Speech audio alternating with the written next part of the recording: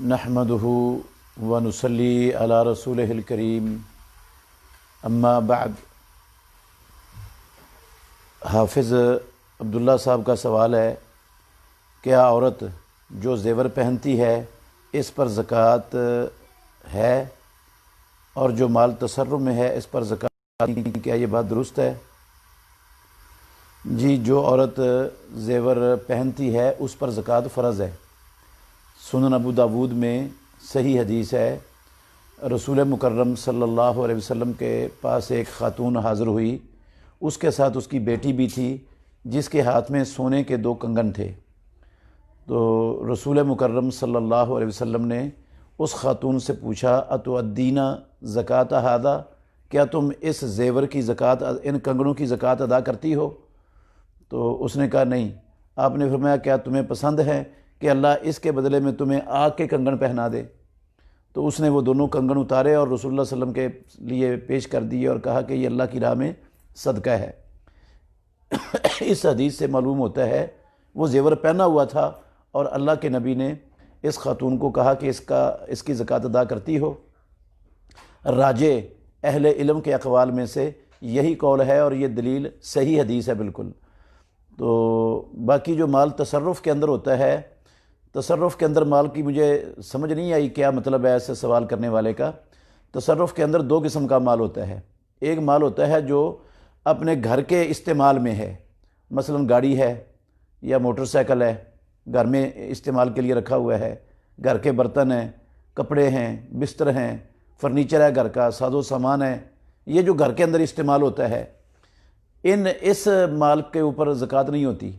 البتہ جو مال کاروبار کے اندر انویسٹ ہے، کاروبار میں لگا ہوا ہے، اس سارے مال پر جتنا بھی کاروبار کے اندر لگا ہوا ہے وہ مال تصرف میں ہے، صرف ہو رہا ہے، خرچ ہو رہا ہے، آ رہا ہے جا رہا ہے، اس پر زکوٰۃ ہے۔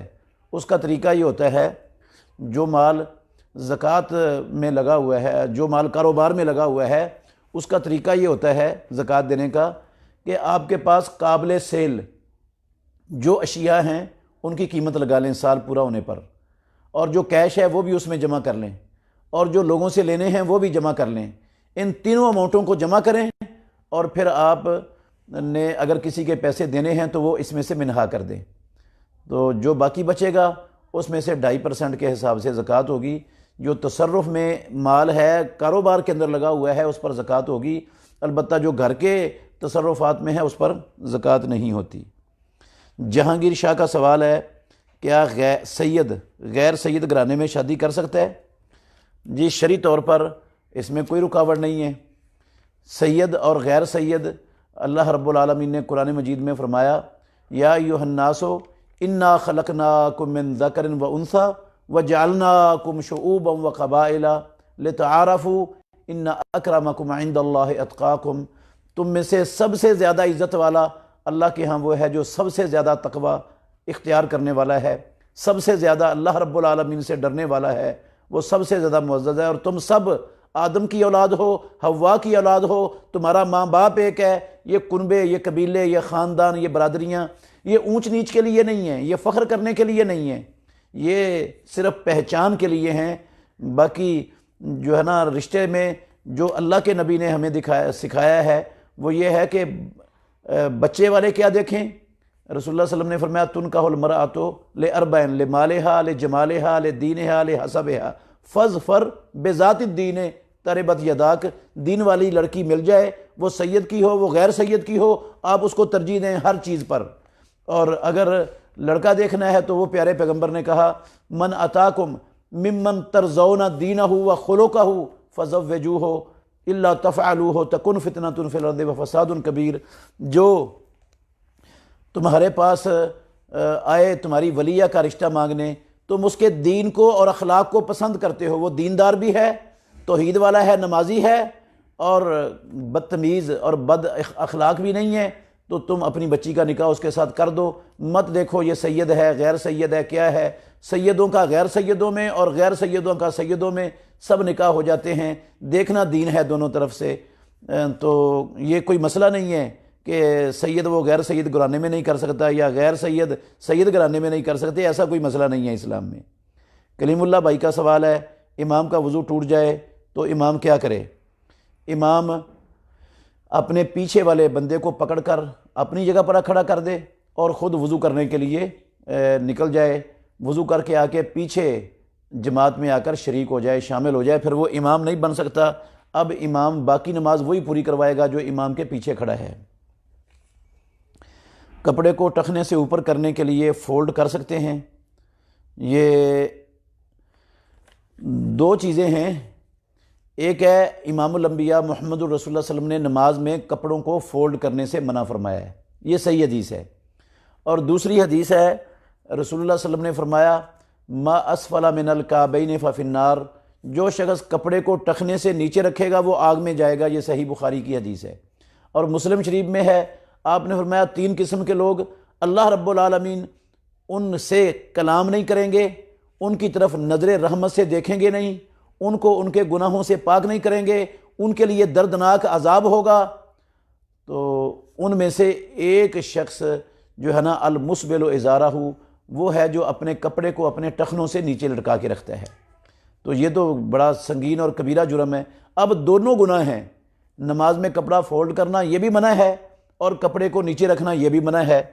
اب ایک بندے کو ابھی مسئلے کا پتہ چلا ہے، کپڑے اس کے لمبے ہیں، ٹخنوں سے نیچے لٹک رہے ہیں، اب اس کو مسئلہ آج سمجھ آیا ہے کہ یہ تو غلط ہے، یہ تو ناجائز ہے، یہ تو جہنم میں لے جانے کا باعث ہے، یہ تو رب کی ناراضگی کا باعث ہے، عذاب کا باعث ہے۔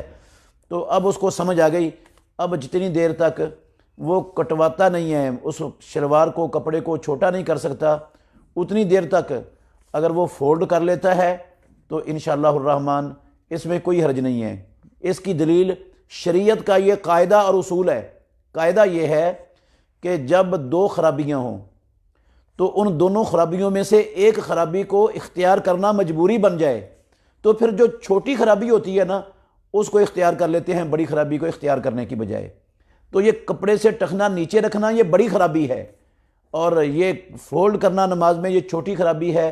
اب دونوں میں سے ایک کو اختیار کرنا مجبوری بنا ہوا ہے، تو اب فولڈ کر لیں لیکن ٹخنے سے نیچے لٹکا نہ رہنے دیں۔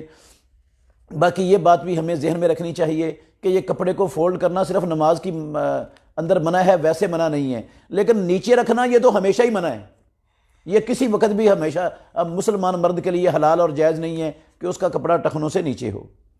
حافظ عبداللہ لکھتے ہیں شوہر کے چھوڑے ہوئے ورثہ میں سے بیوی ان کے نام پہ کچھ رقم فی سبیل اللہ خرچ کرنا چاہتی ہے تو کیا وہ تقسیم سے پہلے کتنا خرچ کر سکتی ہے؟ وہ ایک پیسہ بھی نہیں خرچ کر سکتی، بیوی نہیں خرچ کر سکتی۔ جب شوہر فوت ہو گیا ہے تو اس نے جو مال چھوڑا ہے وہ شوہر کا ہے ہی نہیں، وہ پیچھے والے وارثوں کا بن چکا ہے۔ اب پیچھے والے سارے وارث وہ اپنی طرف سے اس مال کو لے کر خرچ کریں گے تو ان کو ثواب ملے گا جنہوں نے خرچ کیا ہے۔ اب یہ مال اس کا ہے ہی نہیں ہے میت کا، لیکن میت کی اولاد اگر اپنے والدین کی طرف سے ماں باپ سے صدقہ کرتی ہے تو اس کا فائدہ میت کو پہنچتا ہے۔ جس طرح سعد بن عبادہ رضی اللہ عنہ، ان کی حدیث ہے صحیح بخاری میں، انہوں نے رسول اللہ صلی اللہ علیہ وسلم سے پوچھا اللہ کے نبی میری والدہ فوت ہو گئی ہے اور مجھے یقین ہے اگر وہ بولتی تو صدقہ کرتی، کیا میں اب ان کی طرف سے صدقہ کر سکتا ہوں؟ آپ نے فرمایا ہاں تم اس کی طرف سے صدقہ کر سکتے ہو۔ تو یہ صرف اولاد کے ساتھ خاص ہے، بیوی اپنے خامد کے لیے ایک تو دعا کر سکتی ہے اس کی وفات کے بعد، اس کا فائدہ ہے۔ بیوی اپنے خامد کی طرف سے حج اور عمرہ کر سکتی ہے، اس کا بھی خامد کو فائدہ ملے گا۔ اور بیوی اپنے خامد پر اگر قرض ہے تو وہ اتار سکتی ہے، اس کا بھی فائدہ ملے گا۔ اور صدقہ جو ہے نا وہ صرف اولاد کر سکتی ہے، والدین کی طرف سے کسی اور رشتہ دار کی طرف سے صدقہ کرنے کی کوئی دلیل نہیں ہے کہ اس کا فائدہ بھی میت کو پہنچتا ہے۔ محمد سلطان بھائی کا سوال ہے اگر امام کے ساتھ کوئی رکعت رہ جائے تو کیا مقتدی آخری رکعت میں درود کے ساتھ دعائیں پڑھے گا یا صرف درود پڑھے گا؟ بھئی جون سا بھی تشہد ہے، پہلا تشہد ہے، آخری تشہد ہے، یا امام کی وجہ سے آپ تشہد بیٹھے ہوئے ہیں، وہ آپ کا تشہد بنتا نہیں تھا لیکن امام کی وجہ سے بیٹھے ہوئے ہیں، ہر تشہد کے اندر اتحیات بھی پڑھنی ہے، درود بھی پڑھنا ہے، اور دعائیں پڑھنے کا موقع ہے تو دعائیں بھی پڑھنی ہیں، چھوڑنی نہیں ہیں، کیونکہ رسول مکرم صلی اللہ علیہ وسلم نے فرمایا، سنن ابو داود میں بھی ہے، صحیح بخاری میں بھی ہے یہ روایت، اذا تشہد احدکم فلیتخیر من الدعاء اعجبہ الیہ، جب تم میں سے کوئی بندہ تشہد بیٹھے تو جو دعا اس کو سب سے زیادہ پسند ہے وہ دعا اختیار کر سکتا ہے۔ جب بھی تشہد بیٹھے کا مطلب ہے وہ پہلا تشہد ہو، وہ دوسرا تشہد ہو، وہ امام کی وجہ سے تشہد بنا ہوا ہو، اس کے اندر دعا بھی پڑھ سکتا ہے۔ تو کیا مطلب ہے اس کا؟ دعا کا مقام درود شریف کے بعد ہوتا ہے، تو درود شریف بھی پڑھنا چاہیے ہر تشہد میں اور دعا بھی پڑھنی چاہیے۔ بعض لوگوں کا جو خیال ہے نا، جو پہلے تشہد میں بھول کر تشہد پڑھ لیتا ہے اس پر سجدہ سہو لازم ہو جاتا ہے، اس کی کوئی دلیل نہیں ہے، یہ خام خیالی ہے اور بلا دلیل بات ہے۔ محمد اسماعیل بھائی کا سوال ہے، 60 سالہ عورت میرے ساتھ حج پر جانا چاہتی ہے، اس کا خاوند اور بیٹا نہیں ہے، میری بیوی ساتھ ہے، تو کیا جا سکتی ہے؟ رسول مکرم صلی اللہ علیہ وسلم نے فرمایا ہے کسی ایسی عورت کے لیے حلال نہیں ہے جو اللہ پر اور آخرت پر ایمان رکھتی ہے وہ بغیر محرم کے سفر کرے۔ تو یہ کسی عورت کے لیے جو اللہ پر اور آخرت پر ایمان رکھتی ہے حلال نہیں ہے کا مطلب ہے وہ عورت 50 سال کی ہو، وہ 60 سال کی ہو، وہ 100 سال کی ہو، وہ 110 سال کی ہو، جتنی بھی عمر کی ہے، جس کا آخرت پر اور اللہ پر ایمان ہے اس کے لیے حلال نہیں ہے کہ وہ بغیر محرم کے حج پر جائے، سفر کرے۔ ایسی عورت پر حج فرض ہے ہی نہیں، اگر وہ حج نہیں کرتی تو وہ نہ مجرم ہے، نہ گناہ گار ہے، نہ اس سے کوئی پوچھ ہے۔ نعمان مغل بھائی کا سوال ہے، کسی شادی میں گانے وغیرہ اور خلاف شریعت کام ہوں تو وہاں نہ جانے سے رشتہ دار ناراض ہوں تو کیا کرنا چاہیے؟ حالانکہ رشتہ داروں سے صلہ رحمی کی بہت تلقین کی گئی ہے۔ بھئی جس شادی کے اندر گانا بجانا ہو، غیر شرعی کام ہو، مخلوط سسٹم ہو، وہاں پر آپ جائیں روکنے کے لیے ان کاموں کو۔ اگر آپ کے کہنے سے، نصیحت کرنے سے، سمجھانے سے وہ باز آ جائیں تو بہت اچھا، نہیں باز آتے تو بالکل وہاں ٹھہرنا، بیٹھنا، رکنا جائز نہیں ہے، پھر وہاں سے پلٹ آئیں، اور اس سے رشتہ داری نہیں ٹوٹتی۔ اگر وہ ناراض ہوتے ہیں تو آپ ناراض نہ ہوں، آپ جب ان کے ساتھ سامنا ہو سلام کر دیں، ان کو نصیحت کر دیں، ان کو صحیح رستے کی دعوت دے دیں۔ تو آپ جب دل میں ناراضگی نہیں رکھیں گے تو پھر آپ گناہ گار نہیں ہوں گے، اگر وہ رکھیں گے تو اللہ کے ہاں جواب دہ وہ ہوں گے، آپ کا یہ مسئلہ نہیں ہے۔ یہ نہیں ہونا چاہیے کہ وہ ناراض ہیں تو میں بھی ناراض ہو جاؤں، وہ ناراض ہوتے ہیں 100 مرتبہ ہوں لیکن آپ ان سے ناراض ہونے کا مت سوچیں، اور رہنا نہیں ہے وہاں پر، کیونکہ جہاں اللہ کے دین کی خلاف ورزی ہو رہی ہو، مخالفت ہو رہی ہو رسول اللہ صلی اللہ علیہ وسلم کی، اس مجلس میں بیٹھنے والا بھی اس خلاف ورزی اور مخالفت کے گناہ کے اندر شریک ہو جاتا ہے۔ حافظ محسن لکھتے ہیں، عتبہ بن عبد السلمہ ما من عبد یخرج من بیتہ الی غدو او رواح الی المسجد، اس کا ترجمہ کر دیں اور یہ روایت کہاں ملے گی؟ بھئی جو بندہ صبح اور شام کو اپنے گھر سے مسجد کی طرف نکلتا ہے، آگے اس پہ کوئی نہیں لکھا ہوا ہے، پتہ نہیں کیا ہے آگے، تو یہ روایت میرے علم میں نہیں ہے کہاں پر ہے، اور اس کی سند کا بھی پتہ نہیں ہے کیسی ہے۔ محمد عرفان علی بھائی کا سوال ہے کہ حضرت فاطمہ ابو بکر صدیق سے ناراض ہو گئی تھیں اور حضرت علی نے ان کا جنازہ رات کو پڑھا تاکہ ابو بکر نہ پڑھ سکیں۔ بھئی فاطمہ رضی اللہ عنہا حضرت ابو بکر رضی اللہ عنہ سے نہ ناراض ہوئی ہیں، نہ وہ ناراض ہو سکتی تھیں، نہ ان کے بارے میں ایسا گمان کرنا مسلمان کے لیے حلال ہے، کیونکہ اسلام نے مسلمان پر کسی بھی مسلمان سے 3 دن سے زیادہ ناراضگی رکھنے کی اجازت دی ہی نہیں ہے۔ اگر کوئی 3 دن سے زیادہ ناراضگی رکھتا ہے، اسی حالت میں فوت ہو جاتا ہے، تو امام الانبیاء محمد الرسول اللہ صلی اللہ علیہ وسلم نے فرمایا ہے کہ وہ دخل النار، آگ میں داخل ہوگا۔ ویسے بھی ہمارا ایمان ہے، یہ سوچنا ہی حلال نہیں ہے مسلمانوں کے لیے فاطمۃ الزہرا کے متعلق کہ وہ محمد الرسول اللہ صلی اللہ علیہ وسلم کی لخت جگر، آپ کی تربیت یافتہ، آپ کی گود میں پلنے والی، آپ کی پیاری بیٹی، وہ ابو بکر صدیق رضی اللہ عنہ سے آپ کا فرمان سن کر، پیارے پیغمبر کی حدیث سن کر ناراض ہو گئی ہوں، ان کا دل سینہ تنگ ہو گیا ہو، ان کی طبیعت جو ہے نا اس کے اندر بوجھ پڑ گیا ہو، بالکل ایسا سوال ہی سوچنا ہی جائز نہیں ہے فاطمۃ الزہرا کے متعلق، کیونکہ وہ جانتی ہیں، ان کو علم ہے کہ اللہ رب العالمین نے فرمایا فلا وربک لا یؤمنون حتی یحکموک فیما شجر بینہم ثم لا یجدوا فی انفسہم حرجا مما قضیت ویسلموا تسلیما۔ جس انسان کا دل نبی کا فرمان، فیصلہ، حدیث سن کر تنگ ہو جائے، اس کی طبیعت مقدر ہو جائے، وہ اپنے لیے اس کو ماننے کو دل نہ چاہے، اللہ نے اپنے رب ہونے کی قسم اٹھا کے کہا کہ وہ ایمان والا نہیں ہے۔ تو ایسے لوگ میں تو ان کو جو ہے نا وہ بھٹکے ہوئے ہی کہہ سکتا ہوں، جو فاطمہ الزہرا رضی اللہ عنہا کے متعلق یہ گمان رکھتے ہیں کہ وہ ناراض ہو گئی تھیں اور انہوں نے رسول اللہ صلی اللہ علیہ وسلم کی حدیث سن کر غصہ کیا تھا۔ بالکل یہ غلط بات ہے، ایسی کوئی بات نہیں ہے، نہ وہ ناراض ہوئی ہیں، نہ وہ غصہ کر سکتی تھیں، وہ ایمان والی تھیں۔ اور یہ ایسے لوگ حضرت فاطمہ رضی اللہ عنہ کی عقیدت میں یہ چیز ان کی طرف منسوب کر کے ان کو کہاں کھڑا کرنا چاہتے ہیں، کیا احسان کر رہے ہیں ان پر کہ وہ قرآن مجید کی، اللہ کے نبی کی حدیث سن کر تنگ ہوتی تھیں، وہ پریشان ہوتی تھی، غصہ چڑھ جاتا تھا ان کو۔ ابو بکر صدیق رضی اللہ عنہ نے تو پیارے پیغمبر کی حدیث کو سنانے کے سوا کچھ کیا ہی نہیں تھا ان کے ساتھ، تو انہوں نے کیوں ناراض ہونا تھا؟ یہ جو ہے نا ابن سبا کے روحانی اولادوں کا باطل پروپیگنڈا ہے، اس کے اندر کوئی حقیقت نہیں ہے کہ فاطمہ الزہرا رضی اللہ عنہا وہ ناراض ہوئی تھیں ابو بکر صدیق رضی اللہ عنہ کے ساتھ، یا انہوں نے حدیث سن کر اپنی طبیعت کے اندر تقدر اور تنگی اور سختی محسوس کی تھی، ایسا کوئی مسئلہ نہیں ہے۔ سرفراز شان کا سوال ہے، ہمارے علاقے میں اہل حدیث مسجد کوئی نہیں ہے، بریلویوں کی نماز لیٹ ہوتی ہے، کیا ان کی اذان ہونے سے پہلے ان کی مسجد میں نماز پڑھ سکتے ہیں جبکہ ہم کوئی اذان نہیں سنی لیکن ٹائم ہو گیا ہے؟ جی ہاں، پڑھ سکتے ہیں، ایسی صورت میں مجبوری کی صورت میں پڑھ لیں، اگر جماعت کروا لیں تو پھر اقامت کہہ دیں، یہ اقامت بھی انشاءاللہ آپ کے لیے اذان ہے۔ اگر اذان کہہ سکے تو ٹھیک ہے، نہیں کہہ سکتے تو بغیر اذان کے آپ اول وقت میں نماز پڑھیں، یہ اول وقت نماز پڑھنا انشاءاللہ آپ کے لیے افضل ہے۔ شاہین چودھری بھائی کا سوال ہے، کیا لوگوں کو ہنسا کر اور مزاحیہ پروگرام مساجد میں کر سکتے ہیں؟ فنی مزاحیہ پروگرام جیسے ناصر مدنی صاحب کرتے ہیں؟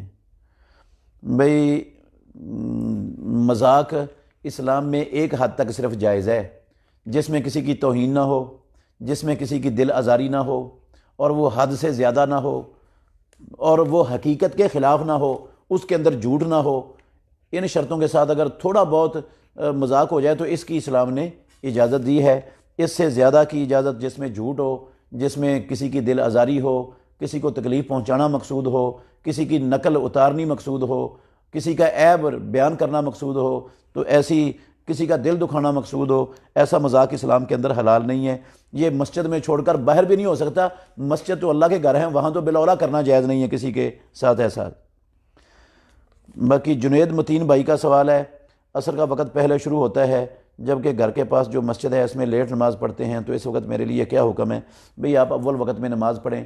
رسول اللہ صلی اللہ علیہ وسلم نے فرمایا افضل الاعمال میں سے یہ عمل ہے الصلاۃ فی اول وقتہا، نماز کو اس کے اول وقت میں پڑھنا۔ اللہ کے نبی کا ہمیشہ کا عمل نماز کو اس کے اول وقت میں پڑھنا تھا۔ ندیم احمد بھائی کا سوال ہے، قرآن مجید کو منزل کے ساتھ پڑھنا کیسا ہے؟ مثلا وظیفہ بنایا ہے کہ جمعہ والے دن شروع کرنا ہے پہلی منزل، اور اس طرح ہر دن ایک منزل، اس طرح 7 دن میں قرآن مکمل کرنا ہے۔ بھئی بہت اچھی بات ہے، اگر اللہ آپ کو توفیق دیتا ہے تو ضرور ایسا منزلوں کے ساتھ پڑھیں، جائز ہے، درست ہے، حلال ہے۔ 3 دن سے کم، 3 راتوں سے کم میں قرآن پڑھنے سے رسول اللہ صلی اللہ علیہ وسلم نے منع فرمایا ہے۔ ساتھ میں اگر اللہ آپ کو توفیق دیتا ہے تو یہ اس پر استقامت اختیار کریں، اللہ سے مزید توفیق مانگیں، بہت اچھا عمل ہے آپ کا، اس پر کاربند رہیں۔ ساجد محمود بھائی کا سوال ہے، میری شادی کو 5 سال ہو گئے ہیں، ہماری بہت زیادہ لڑائی ہوتی ہے، سسرال سے دھمکیاں ملتی ہیں، اس کا کوئی حل بتا دیں۔ بھئی آپ بھی اور آپ کے گھر والے بھی سب صبح کے، شام کے، رات کو سونے کے اذکار کریں باقاعدگی سے، اور نمازوں کے بعد کے اذکار بھی بہت اہتمام سے کریں۔ اور صبح و شام کے اذکار میں ایک ذکر ہے لا الہ الا اللہ وحدہ لا شریک لہ لہ الملک و لہ الحمد وہو علی کل شیء قدیر، یہ 10 مرتبہ لکھا ہوا ہے، آپ اس کو 100 مرتبہ پڑھیں۔ اور جب غصہ چڑھے فوراً اعوذ باللہ من الشیطان الرجیم پڑھ کر اس طرح کر دیں، جتنی مرتبہ بھی چڑھے ایسا کر دیں، انشاءاللہ الرحمن یہ آپ کا بھی، آپ کی بیوی کا بھی غصہ کم ہو جائے گا، اور یہ لڑائی جھگڑے اللہ کے فضل سے ختم ہو جائیں گے۔ یہ شیطان کی طرف سے ہوتے ہیں، اور شیطان جہاں اذکار ہوتے ہیں، قرآن مجید کی تلاوت ہوتی ہے، اور لا الہ الا اللہ والا 100 والا مرتبہ وظیفہ پڑھا جاتا ہے، وہاں شیطان کا بس انشاءاللہ نہیں چلتا۔ شاہد خان بھائی کا سوال ہے، جرابوں پر مسح کرنے والی جو حدیث ہے وہ آج کی جرابوں پر بھی فٹ آتی ہے، کیونکہ مفتی طارق مسعود نے کہا ہے کہ اہل حدیث جو آج کی جرابوں پر مسح کرتے ہیں ان کا وضو نہیں ہوتا۔ بھئی رسول اللہ صلی اللہ علیہ وسلم کا وضو تو جرابوں پر مسح کر کے ہو جاتا تھا۔ اچھا، حضرت انس بن مالک رضی اللہ تعالیٰ عنہ نے جرابیں پہنی ہوئی تھیں، اس پر مسح کیا۔ کسی نے پوچھا کہ یہ آپ نے جرابوں پر مسح کر رہے ہیں، اون کی جرابوں پر؟ تو انس بن مالک رضی اللہ عنہ نے کہا یہ بھی موضع ہیں، انہا الخف، یہ بھی موضع ہیں۔ تو کوئی بھی جراب جو پہننے کے قابل ہے اس پر مسح ہو سکتا ہے۔ یہ جو شرطیں لگاتے ہیں نا ہمارے بھائی احناف کہ وہ اتنی موٹی ہونی چاہیے، ان کے اوپر چمڑا لگا ہونا چاہیے، ان کے نیچے چمڑا لگا ہونا چاہیے، وہ اتنے میل ان میں بندہ چل سکتا ہو، یہ ان شرطوں کا کوئی صحیح حدیث تو کجا کسی ضعیف حدیث کے اندر بھی نام و نشان نہیں ہے۔ یہ اپنے گھر سے بنائی ہوئی شرطیں ہیں، اس کا اسلام سے، اللہ کے دین سے، محمد الرسول اللہ صلی اللہ علیہ وسلم پر اتری ہوئی شریعت سے ان شرطوں کا، ان میں سے کسی شرط کا کوئی تعلق نہیں ہے۔ جو جرابیں پاؤں پر پہنی جاتی ہیں اس پر مسح کرنے کا حکم دیا ہے رسول اللہ صلی اللہ علیہ وسلم نے۔ ثوبان رضی اللہ عنہ کی حدیث ہے مسند امام احمد میں، صحابہ کو رسول اللہ صلی اللہ علیہ وسلم نے ایک لشکر کو بھیجا کسی علاقے میں، تو وہاں ان کو بہت زیادہ سردی نے گھیر لیا، سردی بڑی لگی، انہوں نے شکایت کی رسول اللہ صلی اللہ علیہ وسلم کو، تو آپ نے امرہم ان یمسحوا العصائب والتساخین، ان کو حکم دیا کہ جرابوں پر اور پگڑیوں پر مسح کریں۔ یہ حکم ہے رسول اللہ صلی اللہ علیہ وسلم کا، آپ کا عمل بھی ہے۔ تو شرط جب حدیث میں اللہ کے نبی نے کوئی نہیں بیان کی، جرابوں پر مسح کرنے کا حکم دیا، کیا بھی ہے، تو مجھے اور کسی اور کو اپنے پاس سے کوئی شرط لگانے کا حق کہاں سے مل گیا؟ عبد الرحمن ثانی بھائی کا سوال ہے، کیا گناہ کی سوچ گناہ کے زمرے میں آتی ہے؟ بھئی صرف سوچ نہیں آتی، جب گناہ کر کے بندہ اس کام کے کرنے کی کوشش کرتا ہے، اس کے لیے محنت شروع کر دیتا ہے، تو پھر وہ گناہ کے زمرے میں لکھا جائے گا۔ اگر صرف سوچ آئی ہے اور سوچ اس نے ختم کر دی ہے تو انشاءاللہ ثواب ملے گا، گناہ نہیں ملے گا اس کو۔ سلمان خان بھائی کا سوال ہے، ہمارا کاروبار بہت خراب ہے، قرض سے نجات کی دعا بتا دیں۔ بھئی ایک تو آپ کثرت سے استغفار کریں، بہت زیادہ استغفار کریں، اور دوسرا یہ جو دعا ہے نا،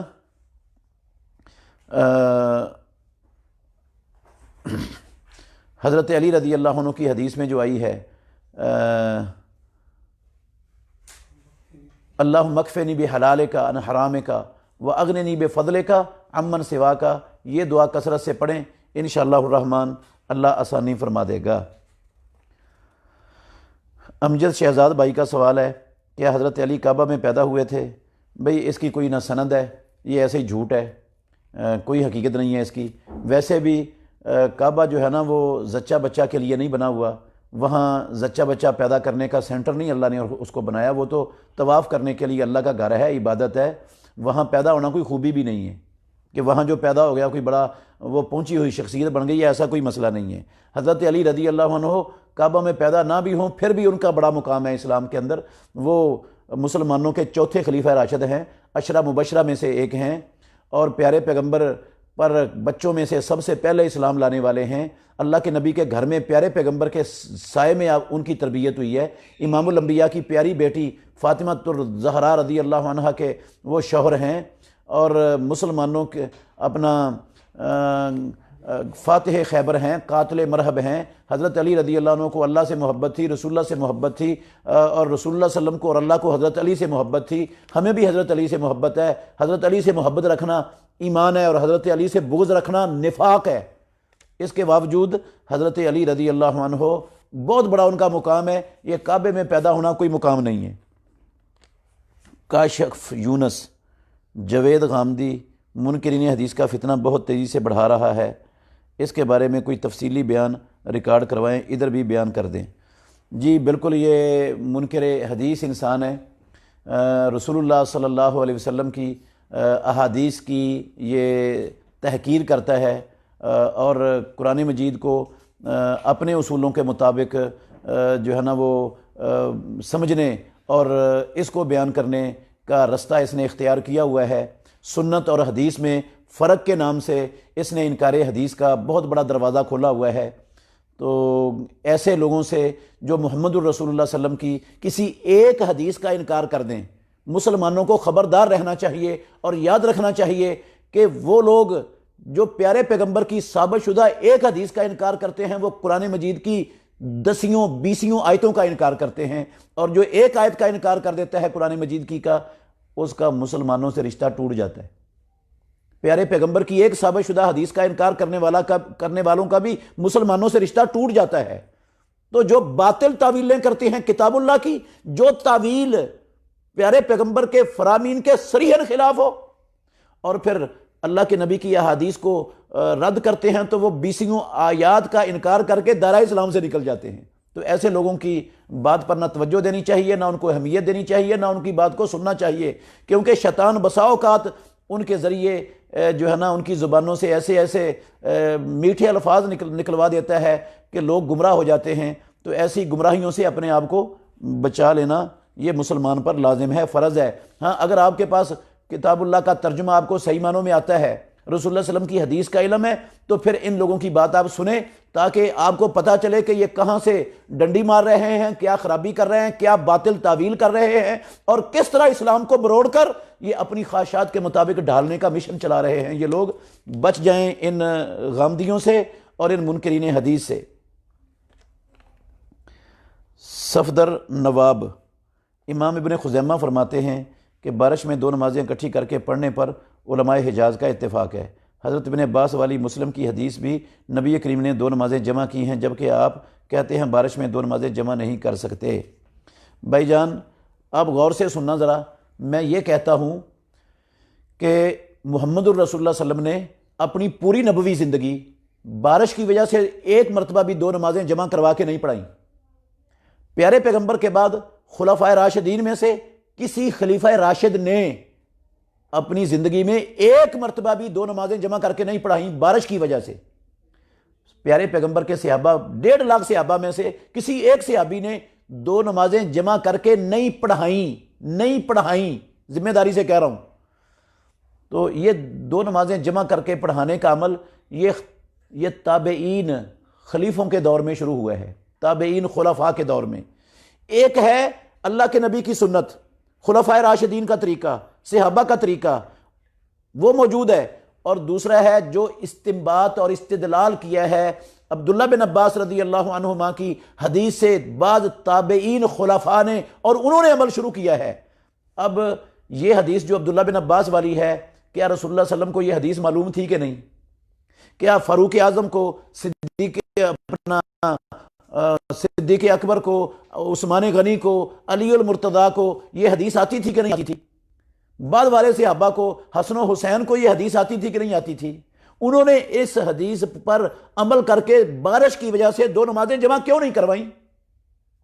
نبی مکرم صلی اللہ علیہ وسلم کی زندگی میں، خلفائے راشدین کے دور میں، صحابہ کی زندگیوں میں بارش کے اندر جو سنت موجود ہے، بخاری میں ہے، مسلم میں ہے، سیاہ ستہ کی ساری کتابوں میں ہے، وہ یہ ہے کہ اللہ کے نبی گھر میں نماز پڑھنے کی اجازت دیتے ہیں، گھر میں نماز پڑھ سکتے ہیں، تو گھر میں نماز پڑھیں آپ۔ جب رسول اللہ صلی اللہ علیہ وسلم کی سنت موجود ہے گھر میں نماز پڑھنا بارش میں، صحابہ کی بھی یہی، خلفائے راشدین کا بھی یہی طریقہ تھا، گھر میں نماز پڑھتے تھے۔ اور پیارے پیغمبر تو مؤذن کو اذان میں یہ کہنے کا کہتے تھے کہ اذان میں کہہ دو الا صلو فی الرحال، مؤذن کو کہنا چاہیے یہ سنت ہے۔ یہ سنت دفن ہو گئی، اور جو سنت ہے ہی نہیں ہے اس کو ہم نے سنت بنا لیا، 2 نمازیں بارش کی وجہ سے جمع کرنے کی عادت بنا لی۔ اور یاد رکھیں، امام الانبیاء نے جو عبداللہ بن عباس رضی اللہ عنہما کی حدیث ہے، میں ذمہ داری سے کہہ رہا ہوں، یہ پوری نبوی زندگی میں ایک ہی مرتبہ ایک ہی دن میں یہ 2 نمازیں جمع کی ہیں، ظہر اثر کی اور مغرب عشاء کی، اور وہ بھی سنن نسائی شریف کی حدیث ہے، حسن سند کے ساتھ مروی ہے۔ سنن نسائی کی حدیث میں صراحت موجود ہے، عبداللہ بن عباس کی یہی روایت ہے جو بخاری میں، مسلم میں، ابو داود میں، ترمذی میں ہے، سنن نسائی میں بھی یہی حدیث عبداللہ بن عباس کی موجود ہے۔ اس میں صراحت ہے کہ یہ جو اللہ کے نبی نے جمع کی تھی یہ جمع سوری تھی۔ جمع سوری کا مطلب ہے ظہر کو اس کے آخری وقت میں پڑھ لیا، جب ظہر کی نماز سے فارغ ہوئے تو ظہر کا وقت ختم ہو گیا، عصر کا وقت شروع ہو گیا، اور عصر کی نماز کو اس کے اول وقت میں پڑھ لیا۔ دونوں نمازیں اکٹھی بھی ہو گئیں اور اپنے اپنے وقت پر بھی ہو گئیں۔ اسی طرح مغرب اور عشاء کو جمع کیا ہے، اس کو جمع سوری کہتے ہیں، جمع تقدیم۔ رسول اللہ صلی اللہ علیہ وسلم نے، عبداللہ بن عباس رضی اللہ عنہ کی حدیث میں جمع تقدیم کوئی نہیں ہے، وہ جمع سوری کی بات ہے۔ تو اس لیے جو ہے نا، اس سے یہ استدلال کرنا، تابعین کا عمل یا تو ہونا بارش میں ہمیں رسول اللہ صلی اللہ علیہ وسلم کا عمل نہ ملتا ہو، ہمیں خلفائے راشدین کا عمل نہ ملتا ہو بارش میں، تو پھر ہم تابعین کے عمل کو جو انہوں نے استدلال کر کے کیا ہے اس کی طرف جائیں۔ جب اللہ کے نبی کا عمل ہے، صحابہ کا عمل ہے، خلفائے راشدین کا عمل ہے، تو اس عمل کو چھوڑ کر تابعین کے عمل کی طرف جانا مجھے تو نہیں سمجھ آتی اس کی یہ بات کیسے ہے۔ اور پھر وہ جمع تقدیم والا بھی نہیں ہے رسول اللہ صلی اللہ علیہ وسلم کا عمل، جس سے انہوں نے استدلال کیا ہے وہ جمع سوری ہے۔ اور ادھر کون جمع سوری کرتا ہے؟ یہاں تو سارے لوگ مغرب کے ساتھ ہی عشاء پڑھ دیتے ہیں، زور کے ساتھ ہی عصر پڑھ دیتے ہیں، بارش ہو رہی ہے۔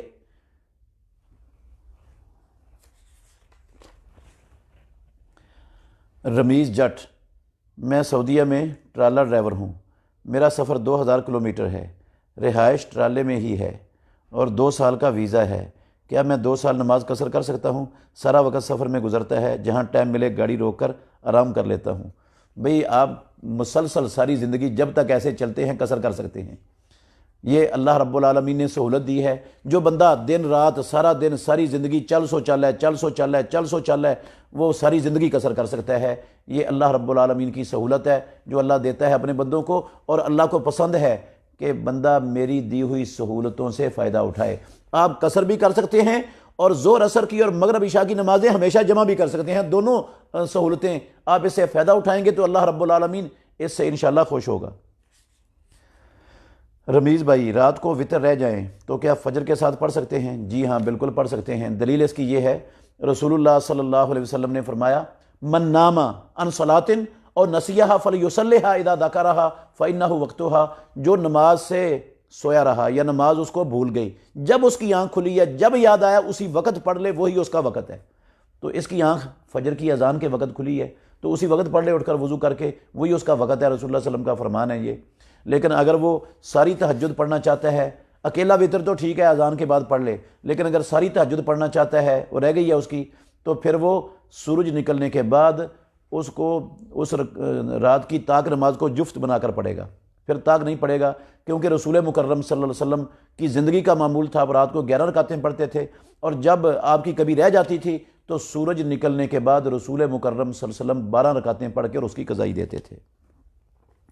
محمد خان بھائی کا سوال ہے، ہم گولڈ کا کام کرتے ہیں، کبھی کبھی کسٹمر ہمیں سلیب اور تصویر بنانے کا کہہ دیتے ہیں، اسی صورت میں ہم کیا کریں؟ صاف انکار کر دیں۔ یہ کسی کو سلیب بنا کر دینا حرام ہے، جاندار کی تصویر بنانا بھی حرام ہے۔ ان کو صاف کہہ دیں بھئی ہم یہ کام نہیں کرتے، اگر آپ نے یہ کام کروانا ہے تو کسی اور کے پاس چلے جائیں، ہمارے پاس یہ نہیں کریں گے۔ اور آپ کو جو اللہ نے آپ کے مقدر میں روزی لکھی ہوئی ہے وہ اس کو واپس کر کے بھی انشاءاللہ اللہ نے دے دینی ہے، اور اس میں اللہ نے برکت بھی انشاءاللہ پیدا کر دینی ہے۔ رمیز بھائی کا سوال ہے، اشراق کا وقت، فضیلت اور طریقہ بتا دیں۔ سورج کے طلوع ہونے کے 5-7 منٹ بعد آپ پڑھ سکتے ہیں اشراق، اور اس کی فضیلت یہ ہے، رسول اللہ صلی اللہ علیہ وسلم نے فرمایا کہ ہر صبح جو سورج طلوع ہوتا ہے، صبح طلوع ہوتی ہے، بندے پر اس کے ہر جوڑ پر ایک صدقہ فرض ہوتا ہے۔ انسانی جسم میں 360 جوڑ ہیں اور ہر جوڑ پر اس پر صدقہ فرض ہے ہر روز۔ تو آپ نے فرمایا یہ اشراق کی 2 رکعتیں یہ اس کے 360 صدقے ادا کرنے کے برابر ہو جاتی ہیں، تو بہت بڑی فضیلت ہے یہ۔ ویسے ہر سبحان اللہ، الحمدللہ، اللہ اکبر، لا الہ الا اللہ، نیکی کا حکم دینا، برائی سے روکنا، تکلیف دہ چیز کو لوگوں کے رستے سے ہٹا دینا، یہ ساری چیزیں صدقے میں آتی ہیں، ان ساری چیزوں سے صدقہ ادا ہوتا ہے، لیکن یہ اشراق کی 2 رکعتیں یہ سارے صدقے ادا کرنے کا سبب باعث بن جاتی ہیں۔ اسماعیل انور کا سوال ہے، سونے پر زکوٰۃ کتنی بار دینی چاہیے؟ امام ابو حنیفہ کے علاوہ سب ایک بار کے قائل ہیں۔ بھئی ایک بار نہیں ہے، ہر سال دینی چاہیے۔ اگر آپ نے 10 سال سے سونا رکھا ہوا ہے اور وہ نصاب کو پہنچتا ہے تو ہر سال زکوٰۃ دینی پڑے گی۔ 50 سال سے کے لیے رکھا ہوا ہے تو ہر سال زکوٰۃ دینی پڑے گی، وہ ایک سال کی کوئی بات نہیں ہے۔ یہ سونا پیسے ہی ہوتے ہیں، پیسے ہی۔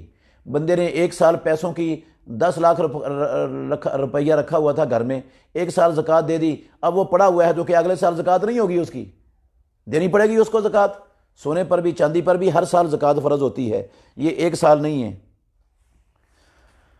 عدنان حسین، کیا بینک میں جاب کرنا جائز ہے کہ نہیں؟ علماء اس کو سود قرار دیتے ہیں۔ بھئی حرام ہے، بینک میں جاب کرنا حرام ہے۔ جابر بن عبداللہ رضی اللہ عنہما کی حدیث ہے، صحیح مسلم میں کتاب البیوع کے اندر، کہتے ہیں لعن رسول اللہ صلی اللہ علیہ وسلم آکل الربا و موکلہ و کاتبہ و شاہدیہ و قالہم سوا رسول اللہ صلی اللہ علیہ وسلم نے لعنت فرمائی ہے سود کھانے والے پر، کھلانے والے پر، لکھنے والے پر اور گواہ بننے والوں پر، اور آپ نے فرمایا سب کے سب برابر ہیں، جتنا بڑا گناہ گار سود لینے والا، اتنا بڑا دینے والا، اتنا بڑا لکھنے والا اور اتنا بڑا گواہی دینے والے۔ یہ بینک کا ملازم سود کھائے بھی نہ کھلائے بھی نہ، وہ لکھنے میں تو شریک ہے، کسی نہ کسی طرح لکھ رہا ہے، اور سارے ملازمین گواہ بھی بن رہے ہیں سودی معاملات میں۔ تو یہ 1 روپیہ نہ لے نہ دیں، لیکن جتنا لینے دینے والے لعنتی ہیں اتنے بڑے یہ بھی گناہ گار ہیں برابر کے۔ رسول اللہ صلی اللہ علیہ وسلم کا یہ فرمان ہے، اور جس کام پر رسول اللہ صلی اللہ علیہ وسلم کی لعنت ہو وہ مسلمان کے لیے کیسے حلال ہو سکتا ہے؟ اس لیے بالکل سوچیں بھی نہ آپ جو ہے نا بینک کی ملازمت اور بینک کی نوکری کریں۔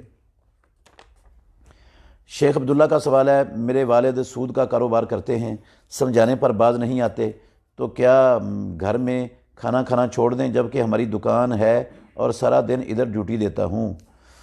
بھائی جان، آپ اپنی حلال کمائی میں سے الگ کر کے کھا لیا کریں۔ آپ اپنے والد صاحب سے کہہ دیں اگر آپ نے نہیں چھوڑنا سود تو میں نہیں کھاتا آپ کے گھر سے کھانا، میں اپنا دکان سے اپنی کمائی میں سے الگ کھا لیا کروں گا۔ یہ حرام بڑی جو ہے نا وہ نحوست کا باعث ہے، دنیا کی زندگی میں بھی اس کی حرام کی بڑی نحوست ہے۔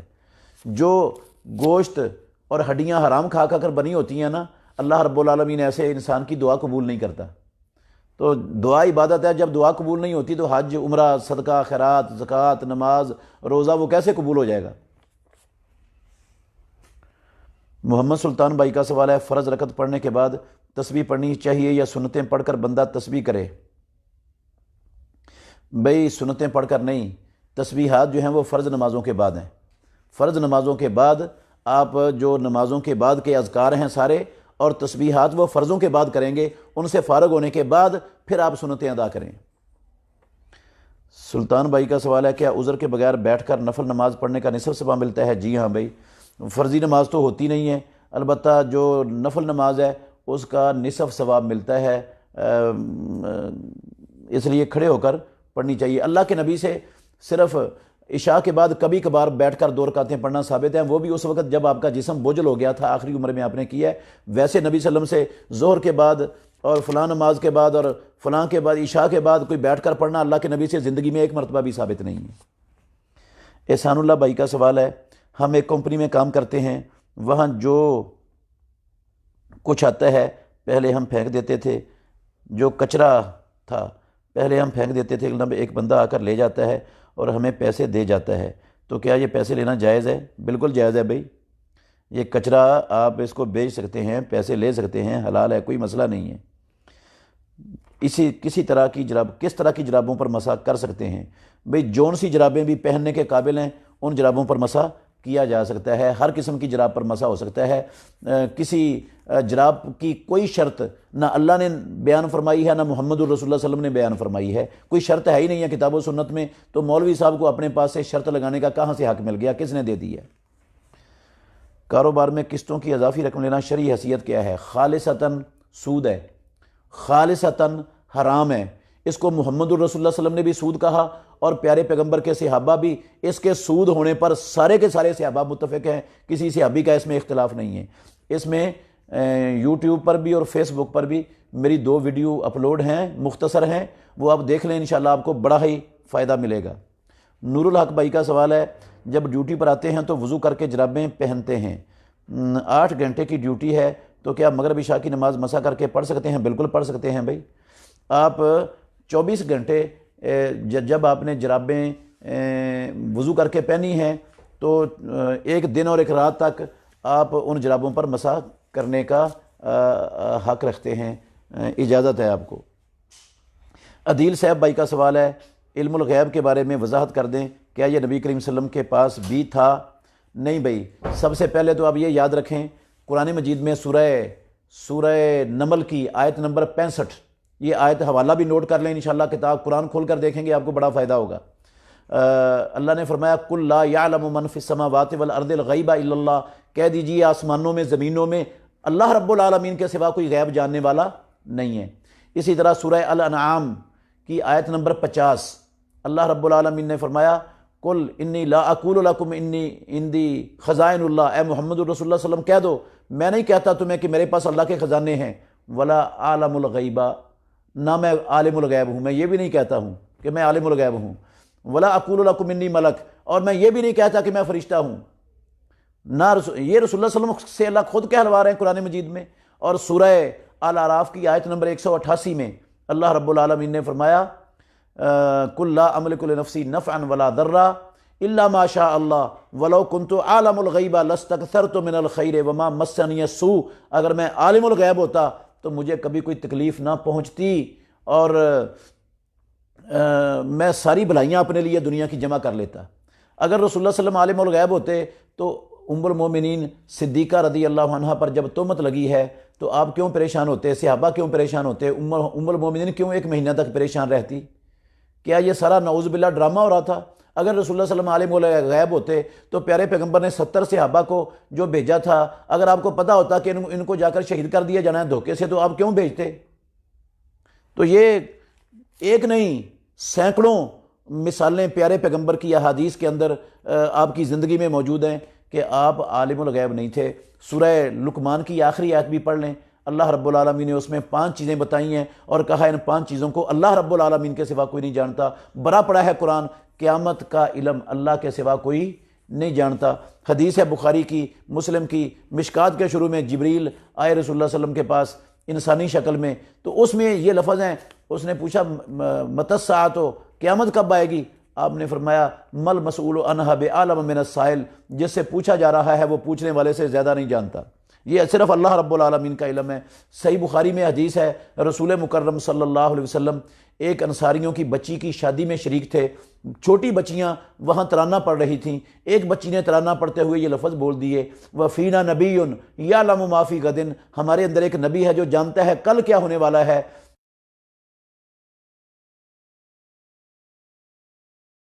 آپ نے کہا اللہ اکبر قولی ما کنت تقولین، بچی جو پہلے پڑھتی تھی وہی پڑھ، فَإِنَّهُ لَا يَعْلَمُ مَا فِي غَدٍ إِلَّا اللَّهُ، کیونکہ کل کیا ہوگا یہ اللہ کے سوا کوئی نہیں جانتا، میں محمد الرسول اللہ صلی اللہ علیہ وسلم بھی نہیں جانتا ہوں۔ احمد حسن بھائی کا سوال ہے، کیا باپ اپنے بیٹے کی متعلقہ ساڑی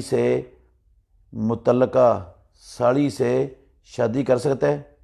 جی، بیٹے کی ساڑی سے شادی کر سکتا ہے، بیٹی کی بیوی متعلقہ نہ بھی ہو تب بھی کر سکتا ہے، اور بیٹے کی موجودگی میں، بیٹے کی بیوی کی موجودگی میں اس بیٹے کی بیوی کی بہن سے باپ شادی کر سکتا ہے، اس میں کوئی رکاوٹ نہیں ہے۔ ابو عبداللہ کا سوال ہے، تہجد کے وقت سورہ کہف پڑھی گئی جمعہ کے دن شمار ہوگی یا فجر کے بعد پڑھنی پڑے گی؟ بھئی شمار ہو جائے گی انشاءاللہ، رات کو بھی تہجد سے پہلے بھی پڑھ لیں تب بھی شمار ہو جائے گی۔ محمد طاہر بھائی کا سوال ہے، کیا صحابہ نے محمد صلی اللہ علیہ وسلم کا خون پیا تھا؟ نہیں بھئی، ایسی کوئی روایت دنیا میں حدیث کے ذخیرے میں صحیح سند کے ساتھ موجود نہیں ہے، یہ ضعیف ہے، ثابت نہیں ہے یہ۔ عبداللہ عتیق بھائی کا سوال ہے، مسجد کی جگہ پر امام کے لیے گھر زکوٰۃ اور عشر کے پیسوں سے بنایا جا سکتا ہے؟ بالکل بھی نہیں بنایا جا سکتا۔ عشر اور زکوٰۃ کے پیسے جو ہے نا وہ مسجد کی جو تعمیرات ہیں اس کے اندر صرف نہیں ہوتے، نہ مسجد کی نہ مسجد کے ساتھ والے گھر کی۔ شمس الحق بھائی، ایک بندہ فراڈ کر کے عمرہ پہ چلا جائے تو کیا اس کا عمرہ ہو جائے گا؟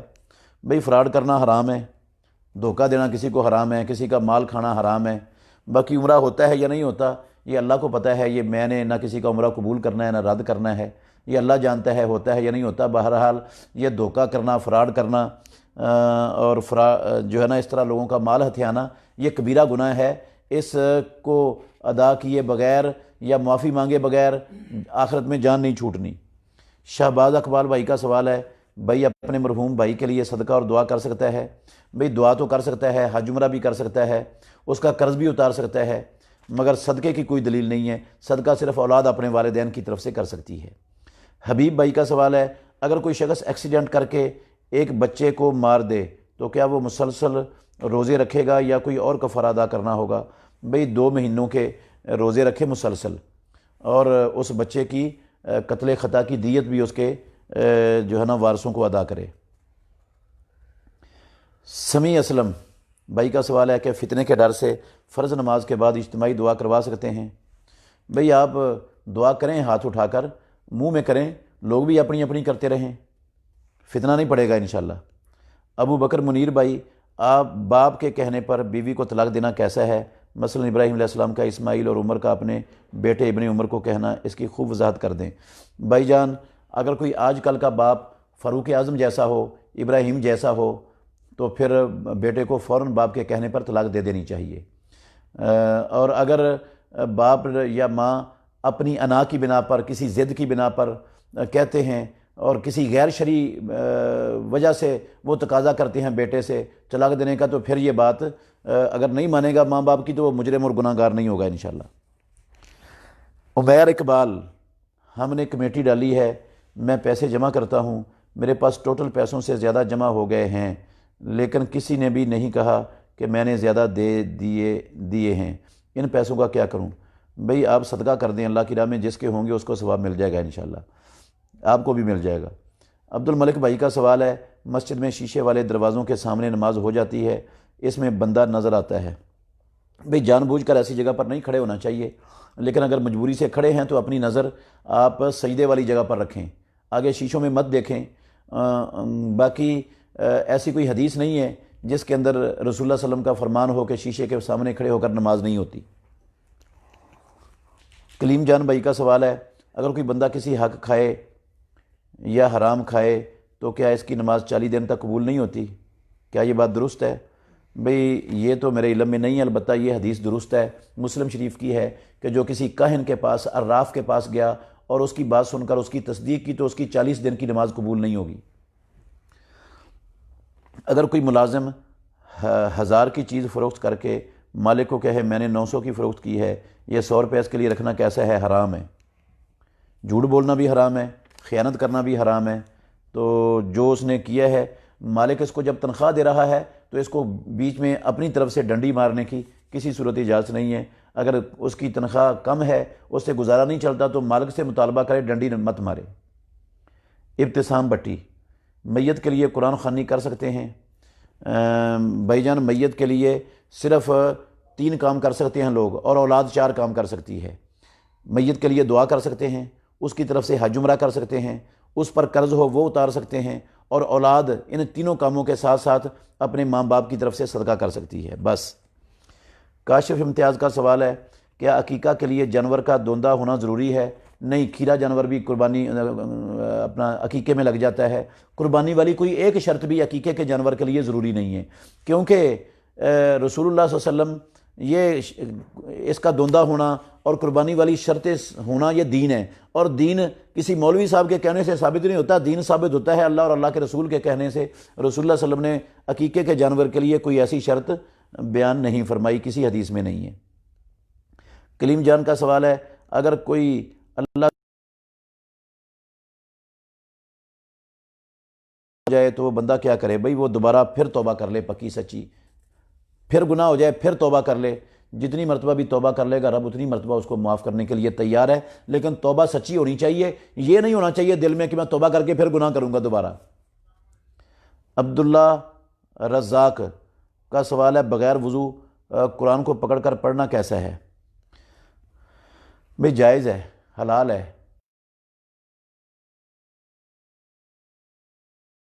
نہ مدینے والے امام محمد الرسول اللہ صلی اللہ علیہ وسلم نے روکا ہے۔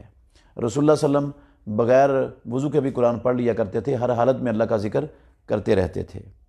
محمد داود وائی کا سوال ہے، میں اسلام آباد میں اپنے بچوں کے ساتھ رہتا ہوں، تو کیا جب آبائی گھر جاؤں وہاں نماز پوری پڑھوں گا یا قصر؟ گھر میرا کشمیر میں ہے۔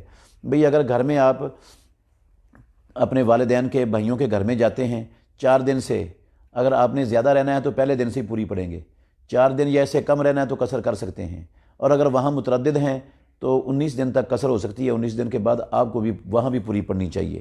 یہ صرف آپ کے لیے نہیں، یہ تمام مسلمانوں کے لیے راجع قول ہے، ایسے شخص کے لیے جو دوران سفر کسی جگہ پر ٹھہرتا ہے۔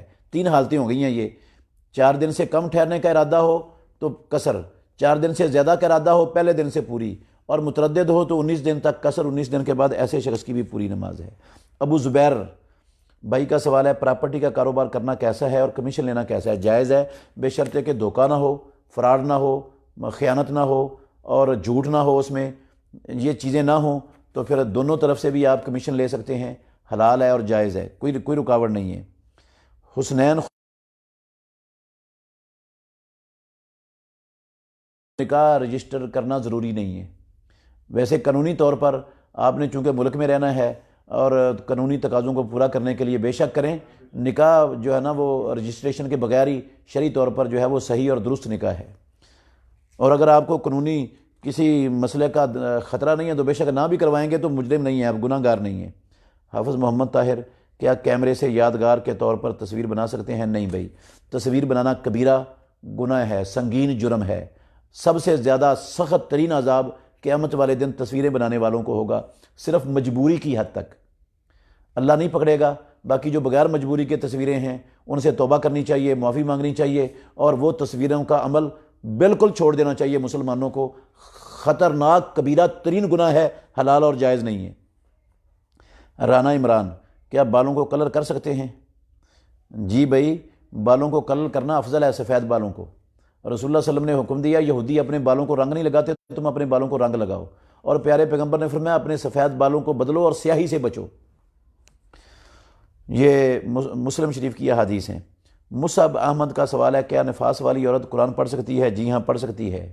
حیض والی بھی پڑھ سکتی ہے، نفاس والی بھی پڑھ سکتی ہے، اس لیے کہ اللہ نے اور اللہ کے رسول نے ان کو قرآن پڑھنے سے کہیں بھی منع نہیں فرمایا. حیض والی عورت اور نفاس والی عورت کو مسجد میں جانے سے منع کر دی ہے، نماز پڑھنے سے منع کر دی ہے، روزہ رکھنے سے منع کر دی ہے، طواف کرنے سے منع کر دی ہے، ازدواجی تعلق سے منع کر دی ہے. کوئی اور چیز بھی حرام ہوتی تو جس طرح ان چیزوں سے روک دیا ان چیزوں سے بھی روک دیا جاتا. جب اللہ اور اللہ کے رسول نے نہیں روکا، کوئی صحیح حدیث دنیا میں حدیث کے ذخیرے میں ہے ہی نہیں، تو پھر کسی کو حق نہیں ہے کہ وہ اپنی طرف سے خود روکے. رانا عمران کا سوال ہے: ماہواری والی عورت میت کو غسل دے سکتی ہے؟ جی ہاں دے سکتی ہے، کوئی مانع اور رکاوٹ نہیں ہے. میت کو غسل دینے والے کے لیے صرف اتنا کافی ہے کہ اس کو غسل دینے کا طریقہ سنت کے مطابق آتا ہو، بس. باقی کوئی شرط نہیں ہے کہ وہ ماہواری والی نہ ہو، وہ فلانی نہ ہو، وہ ٹمکانی نہ ہو، ایسا کوئی مسئلہ نہیں ہے. محمد اسماعیل کا سوال ہے: دکان پر رش ہو تو کیا نماز لیٹ پڑھ سکتے ہیں؟ نہیں بھائی، نماز لیٹ رش کی وجہ سے نہیں، رش کو کھڑا رہنے دیں، یا ان کو کہیں جاؤ کہیں، میں پہلے نماز پڑھوں گا بعد میں آ کر آپ کو سودا دوں گا. انشاءاللہ آپ اپنی دکان نماز کے ٹائم بند کر دیں گے تو جو روزی اللہ نے آپ کے مقدر میں لکھی ہے وہ مل کے رہے گی، اس میں سے ایک لقمہ بھی انشاءاللہ آپ کا کم نہیں ہونا. کیسر عباس: کیا نیل پالش سے وضو اور نماز ہو جاتی ہے؟ بھائی نہیں، نیل پالش اگر ناخنوں پر لگی ہوئی ہو تو وضو نہیں ہوتا، اور وضو نہیں ہوتا تو پھر نماز بھی نہیں ہوتی. اگر کسی مسلمان کے دل میں کسی مسلمان کے بارے میں کینہ اور حسد ہو، کیا اس کی عبادت قبول ہوتی ہے؟ محمد مکی بھائی کا یہ سوال ہے. بھئی نماز قبول ہوتی ہے یا نہیں ہوتی یہ تو اللہ کو اس کا علم ہے، اللہ جانتے ہیں، کیونکہ قبول اور رد اللہ نے کرنی ہے. باقی یہ کسی مسلمان بھائی کے متعلق دل میں کینہ رکھنا، بغض رکھنا، حسد رکھنا، یہ کبیرہ ترین گناہ ہے. یہ رسول اللہ صلی اللہ علیہ وسلم نے فرمایا حسد نیکیوں کو ایسے کھا جاتا ہے جیسے آگ خشک ایندھن کو، لکڑیوں کو کھا جاتی ہے، ایسے نیکیوں کا ستیہ ناش کر دیتا ہے. اور یہ فرمایا ہے رسول اللہ صلی اللہ علیہ وسلم نے کہ ہر سوموار اور ہر جمعرات کو، مسلم شریف کی حدیث ہے، ہر سوموار اور ہر جمعرات کو بندوں کے نیک اعمال فرشتے اللہ رب العالمین کے پاس لے کر جاتے ہیں، اور رب العالمین اپنے سارے بندوں کو معاف کر دیتا ہے سوائے مشرک کے اور سوائے کینہ پرور کے، جس نے اپنے دل میں مسلمان بھائی کے متعلق کینہ رکھا ہو. اللہ کہتے ہیں میں نے ان کو معاف نہیں کرنا، ان کو رہنے دو جب تک یہ صلح نہیں کرتے. بڑا سنگین جرم ہے. رب نواز اکبر: قسطوں پر کوئی چیز لینا یہ سود ہے کہ نہیں؟ بھئی خالصتاً بغیر کسی شک شبے کے 100% سود ہے. آپ اس میں تفصیل سے دلائل سننے کے لیے، جاننے کے لیے جو ہے نا میرے 2 ویڈیو موجود ہیں، یہ یوٹیوب پر بھی، فیس بک پر بھی. آپ میرا چینل کھولیں گے انشاءاللہ یہ ویڈیو سن لیں، آپ کو بڑا ہی فائدہ دیں گے، آپ لوگوں کو سمجھانے کے بھی قابل انشاءاللہ ہو جائیں گے. ریاض خان: محمد صلی اللہ علیہ وسلم ہجرت کے وقت کس غار میں رہے اور کتنے دن رہے؟ بھئی غار ثور کے اندر رہے تھے، اور کتنے دن رہے ہیں؟ یہ 2 دن تھے یا 2.5 دن تھے، واللہ عالم 2 دن تھے میرا خیال ہے، باقی اللہ زیادہ بہتر جانتا ہے، مجھے اچھی طرح اس وقت یاد نہیں ہے. ابو سیاب: جو لوگ میت کے دفن ہونے کے بعد ایک قاری قبر کے سر پہ کھڑے ہو کر سورہ بقرہ کی تلاوت کرتے ہیں، اس کی شرعی حیثیت کیا ہے؟ بھئی کتاب و سنت میں ایسا کوئی عمل جو ہے نا وہ صحیح سند سے ثابت نہیں ہے ہی نہیں ہے. تو یہ جو عمل حدیث میں نہیں ہے، قرآن میں نہیں ہے، اس عمل سے بچنا لازم ہے مسلمان پر، جائز نہیں ہے۔ رسول مکرم صلی اللہ علیہ وسلم نے کہا اپنے گھروں میں قبرستان نہ بناؤ، اپنے گھروں کو، اپنے گھروں میں سورہ بقرہ پڑھا کرو۔ اس کا مطلب ہے قبرستان میں سورہ بقرہ نہیں پڑھی جاتی، قرآن نہیں پڑھا جاتا قبرستان میں، جائز نہیں ہے پڑھنا، حدیث کے خلاف ہے، اللہ کے نبی کے طریقے کے اور صحابہ کے طریقے کے خلاف ہے۔ حافظ عمر کا سوال ہے سجدہ سہو کا سنت طریقہ کون سا ہے؟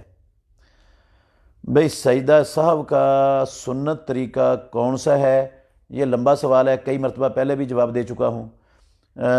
نقص کی صورت میں سجدہ سہو مکمل تشہد پڑھ کر سلام پھیرنے سے پہلے ہوتا ہے، اور 2 سجدے کر کے فوراً اٹھ کر سلام پھیر دیا جاتا ہے، اور اضافے کی شکل میں دونوں طرف سلام پھیرنے کے بعد پھر 2 سجدے کیے جاتے ہیں، اور دوسرے سجدے سے اٹھ کر پھر دونوں طرف سلام پھیر دیا جاتا ہے فوراً۔ اور شک کی صورت میں بعض صورتوں میں سلام سے پہلے ہوتا ہے اور بعض میں سلام سے بعد ہوتا ہے۔ اور یہ جو طریقہ ہے نا کہ اتحیات پڑھ کے ایک طرف سلام پھیر دو، پھر دوبارہ تشہد پڑھو اور پھر دونوں طرف سلام پھیر دو، یہ طریقہ کسی صحیح حدیث میں موجود نہیں ہے، یہ لوگوں کا اپنا بنایا ہوا طریقہ ہے۔ محمد وقاص بھائی کا سوال ہے عورت بار بار کہنے کے باوجود نماز نہیں پڑھتی تو کیا اسے طلاق دے سکتے ہیں؟ بھئی اس کو بار بار نصیحت کریں، اگر بار بار نصیحت کر کے آپ تھک چکے ہیں تو پھر اپنا بستر اس سے الگ کر لیں، اگر اس سے بھی اس کی اصلاح نہیں ہوئی پھر بھی نمازی نہیں بنی تو اس کو ماریں، اگر مار سے بھی اس کی اصلاح نہیں ہوئی تو اس کے خاندان کے لوگوں کو ڈال کر سمجھائیں، اگر پھر بھی نہیں سمجھتی تو پھر آپ کے لیے طلاق دینا حلال ہے ایسی عورت کو۔ ابو معاویہ وطر میں قنوت رکوع سے پہلے ہے یا بعد میں پڑھنی چاہیے؟ بھئی قنوت وطر جو ہے نا وہ رکوع سے پہلے پڑھنی چاہیے، صحیح بخاری میں انس بن مالک رضی اللہ عنہ کی حدیث ہے، رکوع سے پہلے اور ہاتھ اٹھانے کے بغیر ہی، ہاتھ بندے رہنے دیں، نہ ایسے کر کے ایسے کرنا ہے نہ ایسے کرنا ہے، بس قل هو اللہ سے فارغ ہو کر اللہم اہدنی فیمن ہدیت وعافنی فیمن عافیت، اور پھر پوری قنوت پڑھ کر رفع یدین کر کے رکوع چلے جائیں، یہ ہے اصل طریقہ امام الانبیاء کا۔ عمران احمد کیا مسلم مشرک ہو سکتا ہے؟ جی بھائی، مسلم کلمہ پڑھنے والا شرک کا ارتکاب کر سکتا ہے۔ رسول اللہ صلی اللہ علیہ وسلم نے فرمایا کہ قیامت قائم نہیں ہوگی حتیٰ کہ میری امت کے کچھ لوگ بتوں کی پوجا کریں گے، اور میری دوس قبیلے کی عورتیں وہ ذی الخلصہ نامی بت کے گرد طواف کریں گی، تو یہ شرک ہے اور رسول اللہ صلی اللہ علیہ وسلم کی امت میں ہوگا۔ اور یہ جو حدیث ہے نا، رسول اللہ صلی اللہ علیہ وسلم نے فرمایا کہ مجھے یہ خطرہ نہیں ہے کہ تم شرک میں پڑ جاؤ گے، اس کا مطلب ہے تم ساری کی ساری الف سے لے کر یہ تک پوری امت شرک میں پڑ جائے، یہ خطرہ نہیں ہے۔ اس کا معنی یہ کرنا کہ کوئی بندہ شرک کرے گا نہیں، امت میں شرک نہیں ہوگا، یہ تحریف ہے، اور یہ یہودیوں والا کام ہے جو وہ اپنی کتاب کے ساتھ کرتے تھے۔ بلال جان نماز قصر کب کر سکتے ہیں اور کتنے دن قصر کر سکتے ہیں؟ بھئی اگر آپ نے 22 کلومیٹر یا اس سے زیادہ سفر کرنا ہے تو اپنی بستی کی شہر کی آبادی سے نکل کر قصر شروع کر سکتے ہیں، اور اگر دوران سفر کسی جگہ پر قیام کرنا ہے تو اس میں راجح قول یہ ہے بے شمار اقوال میں سے، اگر 4 دن یا اس سے کم ٹھہرنا ہے تو آپ قصر کر سکتے ہیں، 4 دن سے زیادہ ٹھہرنا ہے تو پہلے دن سے پوری پڑھیں گے، اگر متردد ہیں تو 15 دن تک قصر ہو سکتی ہے، اس کے بعد پوری پڑھیں گے۔ معسکرات میں ہر نماز قصر کی جاتی ہے؟ بھئی یہ مرجو قول ہے، راجح قول نہیں ہے۔ حسن احمد مرزا محمد علی انجینئر کی تقاریر کے متعلق آپ کیا کہتے ہیں؟ بھئی یہ بھٹکا ہوا شخص ہے اور یہ وہ باتیں اچھالتا ہے مسلمانوں کے اندر جو تاریخی ہیں، جن کے ذریعے جو ہے نا وہ مسلمانوں کے اندر فتنہ، انتشار، افتراق پیدا کیا جا سکے۔ اس بندے کی شر سے بچ جانا چاہیے مسلمانوں کو۔ تہجد کی نماز کا طریقہ بتا دیں۔ بھئی 2 رکعتیں کر کے پڑھنی ہیں اور آخر میں 1 وطر پڑھ لینا ہے، یہ تہجد کی نماز کا طریقہ ہے، اور عشاء کے بعد بھی پڑھ سکتے ہیں، آدھی رات کو بھی پڑھ سکتے ہیں، رات کے آخری پہر میں بھی پڑھ سکتے ہیں، 11 رکعتیں پڑھ سکتے ہیں۔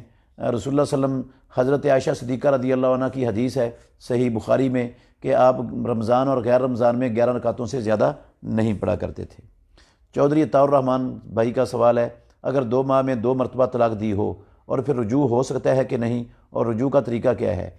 بھئی 2 ماہ میں 2 مرتبہ، اس کی 2 صورتیں ہیں، اگر پہلی طلاق دے کر رجوع کر لیا تھا پھر دوسری طلاق دے دی تو دونوں طلاقیں ہو گئی ہیں، اگر پہلی طلاق دے کر رجوع نہیں کیا، صلح نہیں ہوئی اور دوسرے مہینے دوسری طلاق بھیج دیا تو وہ ایک ہی طلاق ہے، دوسری طلاق لغو ہے، اس کا کوئی اعتبار نہیں ہے۔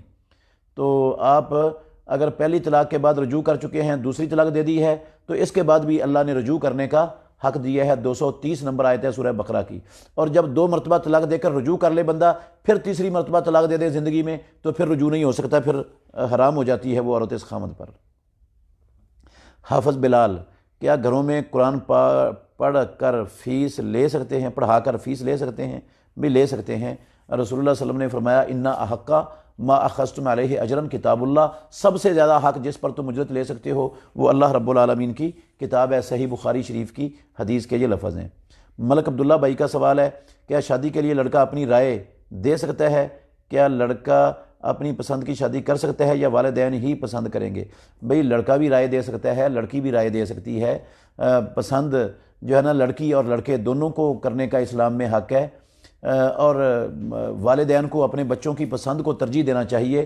اگر ان کی پسند دین کی بنیاد پر ہے، صحیح بنیاد پر ہے تو اس کو ترجیح دینا چاہیے، لیکن اگر وہ صحیح بنیاد پر ان کی پسند نہ ہو تو پھر ان کو والدین کے سامنے سر جو ہے نا وہ جھکا دینا چاہیے، اور جہاں وہ کر دیں وہ اس کو جو ہے نا وہ ترجیح دیں۔ جاوید اقبال، میں جاب کی کوشش کر رہا ہوں لیکن نہیں مل رہی، کوئی وظیفہ بتا دیں۔ بھئی کثرت سے یہ دعا پڑھتے رہیں، اللہم لا سہلا الا ما جعلتہ سہلا وانت تجعل الحزن اذا شئت سہلا، بغیر گرنے کے چلتے پھرتے اٹھتے بیٹھتے پڑھتے رہیں، انشاءاللہ آسانی ہو جائے گی۔ اگر فجر کی سنت بھول جائیں تو کیا کریں؟ بھئی جب یاد آئے اسی وقت پڑھ لیں، اسی وقت وہ سنتیں انشاءاللہ ہو جائیں گی آپ کی۔ محمد امجد بھائی کا سوال ہے، مجبوری میں رشوت لے سکتے ہیں؟ نہیں بھئی، نہ رشوت لے سکتے ہیں نہ دے سکتے ہیں، اس کی گنجائش نہیں ہے اسلام میں، یہ کبیرہ گناہ ہے، اور حرام خور جو ہے نا وہ جہنم میں جائے گا یہ ایسا کرنے والا، اور یہ گناہ میں تعاون بھی ہے، اس لیے بالکل اس سے باز آ جانا چاہیے۔ مجبوری کوئی نہیں ہے، نہ آپ بھوکے مریں گے رشوت دیے بغیر، اور نہ انشاءاللہ کوئی روٹی کا لقمہ آپ کا کم ہوگا، وہ آپ کھا کر ہی دنیا سے جائیں گے۔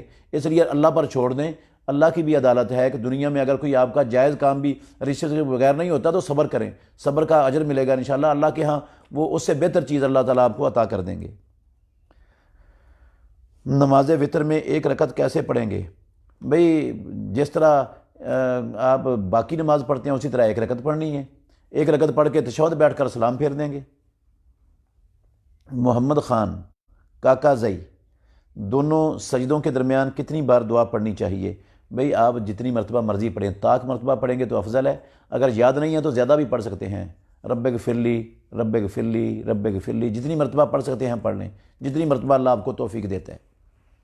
مظہر جٹ بھائی کا سوال ہے، فرض یا سنت نماز میں آخری 2 رکعات میں فاتحہ کے بعد کوئی سورت پڑھ سکتے ہیں کہ نہیں؟ بالکل پڑھ سکتے ہیں، اللہ کے نبی کا زندگی کا اکثر معمول پڑھنا تھا، کبھی کبھار رسول اللہ صلی اللہ علیہ وسلم پچھلی 2 رکعتوں میں فاتحہ پر اکتفا کر لیتے تھے، اکثر پڑھتے تھے، سنن ابو داود کے اندر صحیح سند کے ساتھ حدیث موجود ہے۔ طاہر جمیل خان بھائی کا سوال ہے، رفع الیدین میں ہاتھ قبلہ رخ ہونے کی دلیل دے دیں۔ بھئی سارے اعضاء قبلہ رخ ہونے چاہیے، تو رفع الیدین تب ہی ہوگا جب ہاتھ سیدھے ہوں گے، اور منہ آپ کا قبلہ کی طرف ہے تو ہاتھ تو آٹومیٹک قبلہ کی طرف ہو جائیں گے۔ بازوؤں کا مسح ہو سکتا ہے؟ بالکل بھی نہیں ہو سکتا۔ بلال جان کا سوال ہے، بازوؤں کا مسح نہیں ہوتا، مسح صرف جرابوں پر یا موزوں پر ہوتا ہے یا پگڑی پر ہوتا ہے، اور کسی عضو پر مسح نہیں ہوتا۔ اگر آپ نے پٹی باندھی ہوئی ہے بازوؤں پر تو مسح کے بغیر ہی آپ کا وضو انشاءاللہ مکمل ہے، مسح کوئی ضروری نہیں ہے پٹی کا۔ سہیب انجم کا سوال ہے، مسجد کے اوپر امام کی رہائش بنا سکتے ہیں؟ جی بالکل، جب اس کو رہائش بنا دیں گے تو وہ مسجد نہیں رہے گی، وہ رہائش کے حکم میں ہو جائے گی، تو جائز ہے، بنائی جا سکتی ہے، کوئی معنی نہیں ہے اس میں کتاب و سنت میں۔ محمد انس کا سوال ہے، کیا حیض کے بعد غسل سے پہلے جماع کرنا درست ہے؟ اگر ہو جائے تو اس کا کفارہ کیا ہوگا؟ بھئی درست نہیں ہے، قرآن مجید میں اللہ نے فرمایا فَإِذَا تَطَهَّرْنَ، جب وہ اچھی طرح پاک ہو جائیں، مطلب ہے غسل کر لیں، تو فَاتُوهُنَّ مِنْ حَيْثُ أَمَرَكُمُ اللَّهُ، اور اگر کوئی ایسا کر بیٹھا ہے تو اس کو آدھا دینار صدقہ کرنا چاہیے۔ آدھا دینار، 1 دینار جو ہوتا ہے نا وہ 3 ماشے سونے کا ہوتا ہے، اور آدھا دینار 1.5 ماشا سونا بنتا ہے۔ 1.5 ماشے سونے کے پیسے پوچھ لیں کتنے بنتے ہیں؟ 12,000 روپیہ 1.5 ماشے کا، 12,000 روپیہ 1.5 ماشے کا بنتا ہے، وہ آپ ادا کریں اور اللہ سے معافی بھی مانگیں۔ ابو معاویہ بھائی، وطر میں قنوت رکوع سے پہلے یا بعد میں پڑھنی چاہیے؟ بھئی رکوع سے پہلے پڑھنی چاہیے وطر میں قنوت۔ عمران احمد بھائی کا سوال ہے، کیا مسلم، یہ تو عامر علی بھائی کہتے ہیں انسٹالمنٹ پر لینا جائز ہے کہ نہیں؟ اگر مجبوری ہو تو لے کر فروخت کر سکتے ہیں؟ نہیں بھائی، مجبوری میں آپ بھیک مانگ سکتے ہیں، یہ جائز ہے، لیکن یہ سودی کاروبار مجبوری میں بھی کرنا حلال اور جائز نہیں ہے، اس کی بالکل اسلام کے اندر گنجائش نہیں ہے سودی اور حرام کاروبار کرنے کی۔ یہ سوال ہے ابو سیف اللہ بھائی کا، دیوبند کے پیچھے نماز ہو جاتی ہے۔ بھئی جس شخص کے عقیدے کا آپ کو علم ہے کہ اس کے عقیدے میں شرک موجود ہے، پھر آپ اس کے پیچھے پڑھیں گے تو آپ کی نماز نہیں ہوگی، اور جس کے عقیدے کا آپ کو پتہ نہیں ہے یا وہ شرکیہ نہیں ہے تو اس کے پیچھے آپ کی نماز ہو جائے گی انشاءاللہ۔ یہ بالکل ایسے سمجھیں آپ کہ اگر آپ کو پتہ ہے کہ ایک امام بے وضو ہے، آپ کے سامنے اس کا وضو ٹوٹا ہے، ہوا خارج ہوئی ہے، اور وہ جا کر مصلی پر ایسے ہی کھڑا ہو گیا ہے، آپ جانتے ہوئے اس کے پیچھے نماز پڑھیں گے تو ہو جائے گی نماز آپ کی؟ یقیناً آپ کہیں گے نہیں ہوگی۔ اس لیے نہیں ہوگی کہ اس کی نماز نہیں ہو رہی تو اس کی اقتداء میں میری کیسے ہو جائے گی؟ رسول اللہ صلی اللہ علیہ وسلم نے فرمایا لا تقبل صلاۃ احدکم اذا حدث حتى يتوضا۔ تو اگر نہیں پتہ کہ امام بے وضو ہے یا وضو ہے تو آپ کی ہو جاتی ہے۔ ایسے ہی جو شرک کا مرتکب ہے اس کا کوئی عمل قبول نہیں ہوتا۔ اللہ نے فرمایا وَلَوْ أَشْرَكُوا لَحَبِطَ عَنْهُمْ مَا كَانُوا، اور جس کا عمل قبول نہیں ہے تو اس کی اقتداء میں میرا کیسے ہو جائے گا عمل؟ رفاقت محمدی بھائی کا سوال ہے، مرہیہ کیا ہے؟ مرجیہ کیا ہے؟ بھئی مرجیہ یہ ایک گمراہ فرقہ ہے جو کہتے ہیں کہ ایمان جو ہے نا وہ صرف زبان سے اقرار اور دل سے یقین کا نام ہے، عمل وہ ایمان کا جز اور ایمان کا حصہ نہیں ہے۔ بندہ عمل نہ بھی کرے، زبان سے کلمہ پڑھ لے اور دل کے اندر یقین کر لے تو وہ ایمان والا ہو جاتا ہے۔ یہ مرجیہ ہے، گمراہ فرقہ ہے۔ بلال شاہین کا سوال ہے کیا کبھی کبھار نماز گھر میں پڑھ سکتے ہیں؟ بھئی ہمیشہ ہی پڑھ سکتے ہیں، لیکن نفل نماز پڑھ سکتے ہیں، فرضی نماز گھر میں ہوتی نہیں ہے بغیر شرعی عذر کے۔ محمد وقاص بھائی کا سوال ہے ایک عورت کا خامند فوت ہو جائے تو وہ جوائنٹ فیملی میں رہتے ہوں اور گھر میں دیور بھی رہتا ہے تو عورت عدت کیسے گزارے گی؟ بھئی عورت عدت وہیں گزارے گی، پردہ کر کے رہے گی، وہ اپنے دیوروں سے جیٹھوں سے پردہ کرے گی، اور اس کا کوئی اگر محرم بھی ساتھ آ جاتا ہے، ادھر کسی کے پاس فرصت ہے تو اس کو آنا چاہیے۔ عبدالحمید خان جمعہ کون سا شخص پڑھا سکتا ہے؟ بھئی جس شخص کو اللہ رب العالمین نے کتاب و سنت کا علم دیا ہے، ترجمہ آتا ہے، حدیث اس نے پڑھی ہے، مطالعہ اس کا اچھا ہے، اور وہ اللہ نے گفتگو کرنے کا سلیقہ بھی اس کو دیا ہے، نصیحت کرنے کا، تو وہ جمعہ پڑھا سکتا ہے۔ اس کے لیے کوئی سپیشل جو ہے نا وہ چیز، کوئی سپیشل جو ہے نا کوئی تعلیم یا ڈگری ضروری نہیں ہے۔ شکیل احمد بھائی کا سوال ہے کاروبار میں کمیشن لینا کیسا ہے؟ بھئی کمیشن لینا جائز ہے بشرط ہے کہ دھوکہ نہ ہو، جھوٹ نہ ہو، خیانت نہ ہو، فراڈ نہ ہو، دو نمبری نہ ہو، تو پھر جائز ہے۔ خاور مقصود بھائی کا سوال ہے اگر بچہ مسجد میں پیشاب کر دے تو کیا کرنا چاہیے؟ بھئی اگر وہ فرش ہے تو اس کو دھو دیں، اگر چٹائی ہے تو اس کو بھی، صاف ہے تو اس کو بھی دھو دیں، اگر قالین ہے تو اس کو بھی کوشش کریں دھونے کی، یہ دھو سکتے ہیں، نہیں تو پانی ڈال کر اس کو خشک کر دیں وہاں سے۔ انس شاہین اگر اذان گھر میں ہو جائے تو کیا نماز سفر میں نماز پوری پڑھیں گے یا قصر؟ بھئی اگر نماز کے ٹائم کے اندر ہی آپ نکل گئے ہیں اپنی آبادی سے تو پھر آپ قصر پڑھ سکتے ہیں، بے شک گھر میں اذان ہو گئی تھی، لیکن اگر پورا نماز کا ٹائم ہی گھر میں ختم ہو گیا ہے پھر آپ نے سفر شروع کیا ہے تو پھر سفر میں جا کر بھی پوری پڑھیں گے۔ جنید متین بھائی کا سوال ہے نماز جنازہ میں سورہ فاتحہ پڑھنا ضروری ہے اور جو نہیں پڑھے ان کے بارے میں کیا خیال ہے؟ بھئی نماز نہیں ہوتی۔ صحیح بخاری میں حدیث ہے، عبادہ ابن الصامت رضی اللہ عنہ کہتے ہیں رسول اللہ صلی اللہ علیہ وسلم نے فرمایا لا صلاۃ لمن لم یقرأ بفاتحۃ الکتاب، جس شخص نے سورہ فاتحہ نہ پڑھی اس کی نماز ہوتی ہی نہیں ہے۔ عابد بشیر بھائی کا سوال ہے اونٹ کے کتنے حصے ہو سکتے ہیں قربانی میں؟ اونٹ کے دو قسم کی قربانیاں ہیں، ایک وہ قربانی ہے جو حاجی مکے میں اور عرفات میں کرتے ہیں، اس قربانی کو کہتے ہیں ہدی، اس میں 7 سے زیادہ اونٹ میں شریک نہیں ہو سکتے، اور ایک قربانی ہے جو لوگ اپنے اپنے علاقوں میں اپنے گھروں میں کرتے ہیں حاجیوں کے علاوہ، اس اونٹ کی قربانی میں 10 لوگ شریک ہو سکتے ہیں، سنن ابو داود میں اور سنن ترمذی میں عبداللہ بن عباس رضی اللہ عنہما کی صحیح حدیث موجود ہے۔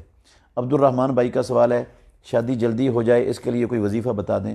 بھئی کثرت سے اللہم لا سہلا الا ما جعلتہ سہلا وانت تجعل الحزن اذا شئت سہلا پڑھیں، اپنے والدین کو نصیحت بھی کریں، اصرار بھی کریں ان کے سامنے۔ حبیب اللہ بھائی دینی حوالہ سے ویڈیوز بنانا تصاویر کے زمرے میں آتا ہے یا نہیں؟ بھائی جان تصاویر کے زمرے میں آتا ہے، لیکن مجبوری کی حد تک صرف جائز ہے، مجبوری کے علاوہ جائز نہیں ہے۔ اسامہ رؤف، لا یمسہ الا المطہرون سے کون لوگ مصداق ہیں؟ بھئی اس کے مصداق فرشتے ہیں، فرشتے، اور ہو کی ضمیر لوح محفوظ کی طرف جا رہی ہے، لوح محفوظ کو فرشتوں کے سوا کوئی نہیں چھو سکتا، یہ مطلب ہے اس آیت کریمہ کا۔ عبد القدیر بیگ بھائی کا سوال ہے، کیا جنت میں اللہ کی ساری مخلوقات ہوں گی؟ بھئی انسان جنت میں ہوں گے، جو نیک جن ہیں وہ بھی جنت میں ہوں گے، باقی ساری مخلوقات کا تو مجھے نہیں پتہ کہاں ہوں گی۔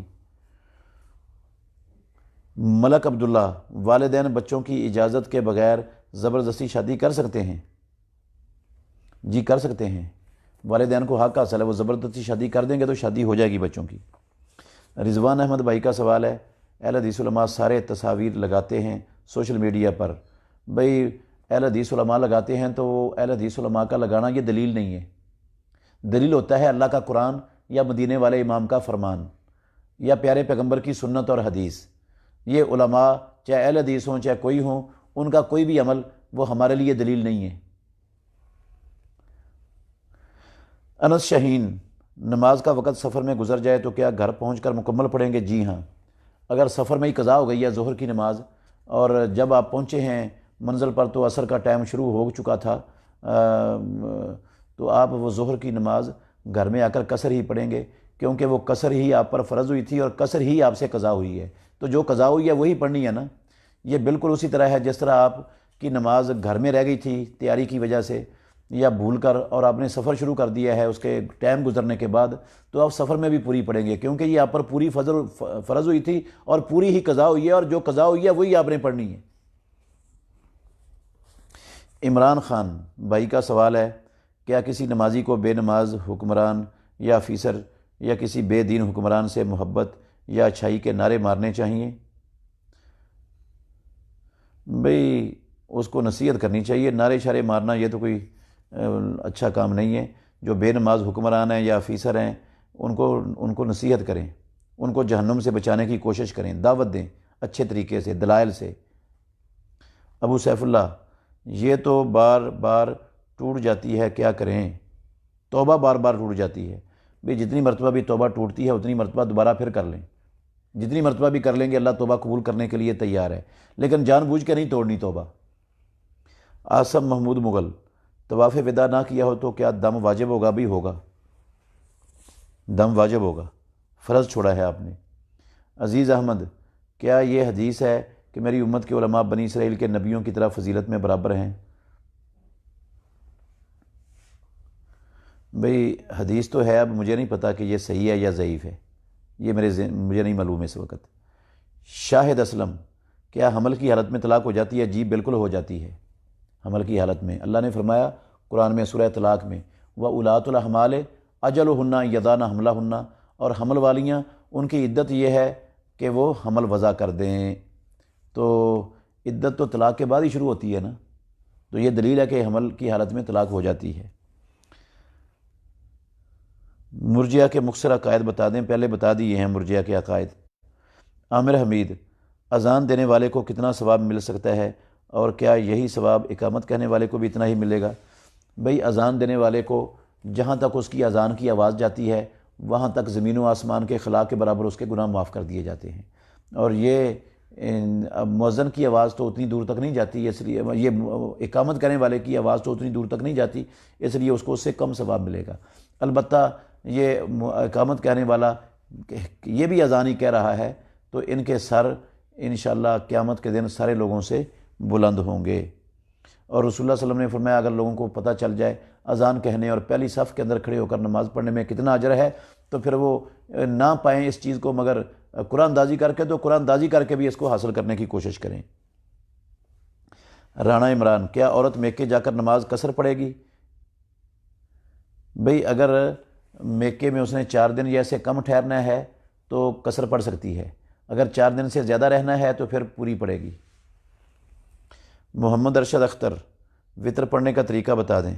بھئی اللہ اکبر کہہ کر تکبیر تحریمہ کہہ کر شروع کریں وطر کی رکعت، سورہ دعا استفتاح پڑھیں، سورہ فاتحہ پڑھیں، قل هو اللہ پڑھیں، اور پھر ایسے ہی ہاتھ بندے رہنے دیں، اور اللہم اہدنی فیمن ہدایت پڑھ کر پھر پوری دعا پڑھ کر رفع دین کر کے رکوع چلے جائیں اور 2 سجدے کر کے تشہد بیٹھ کے سلام پھیر دیں۔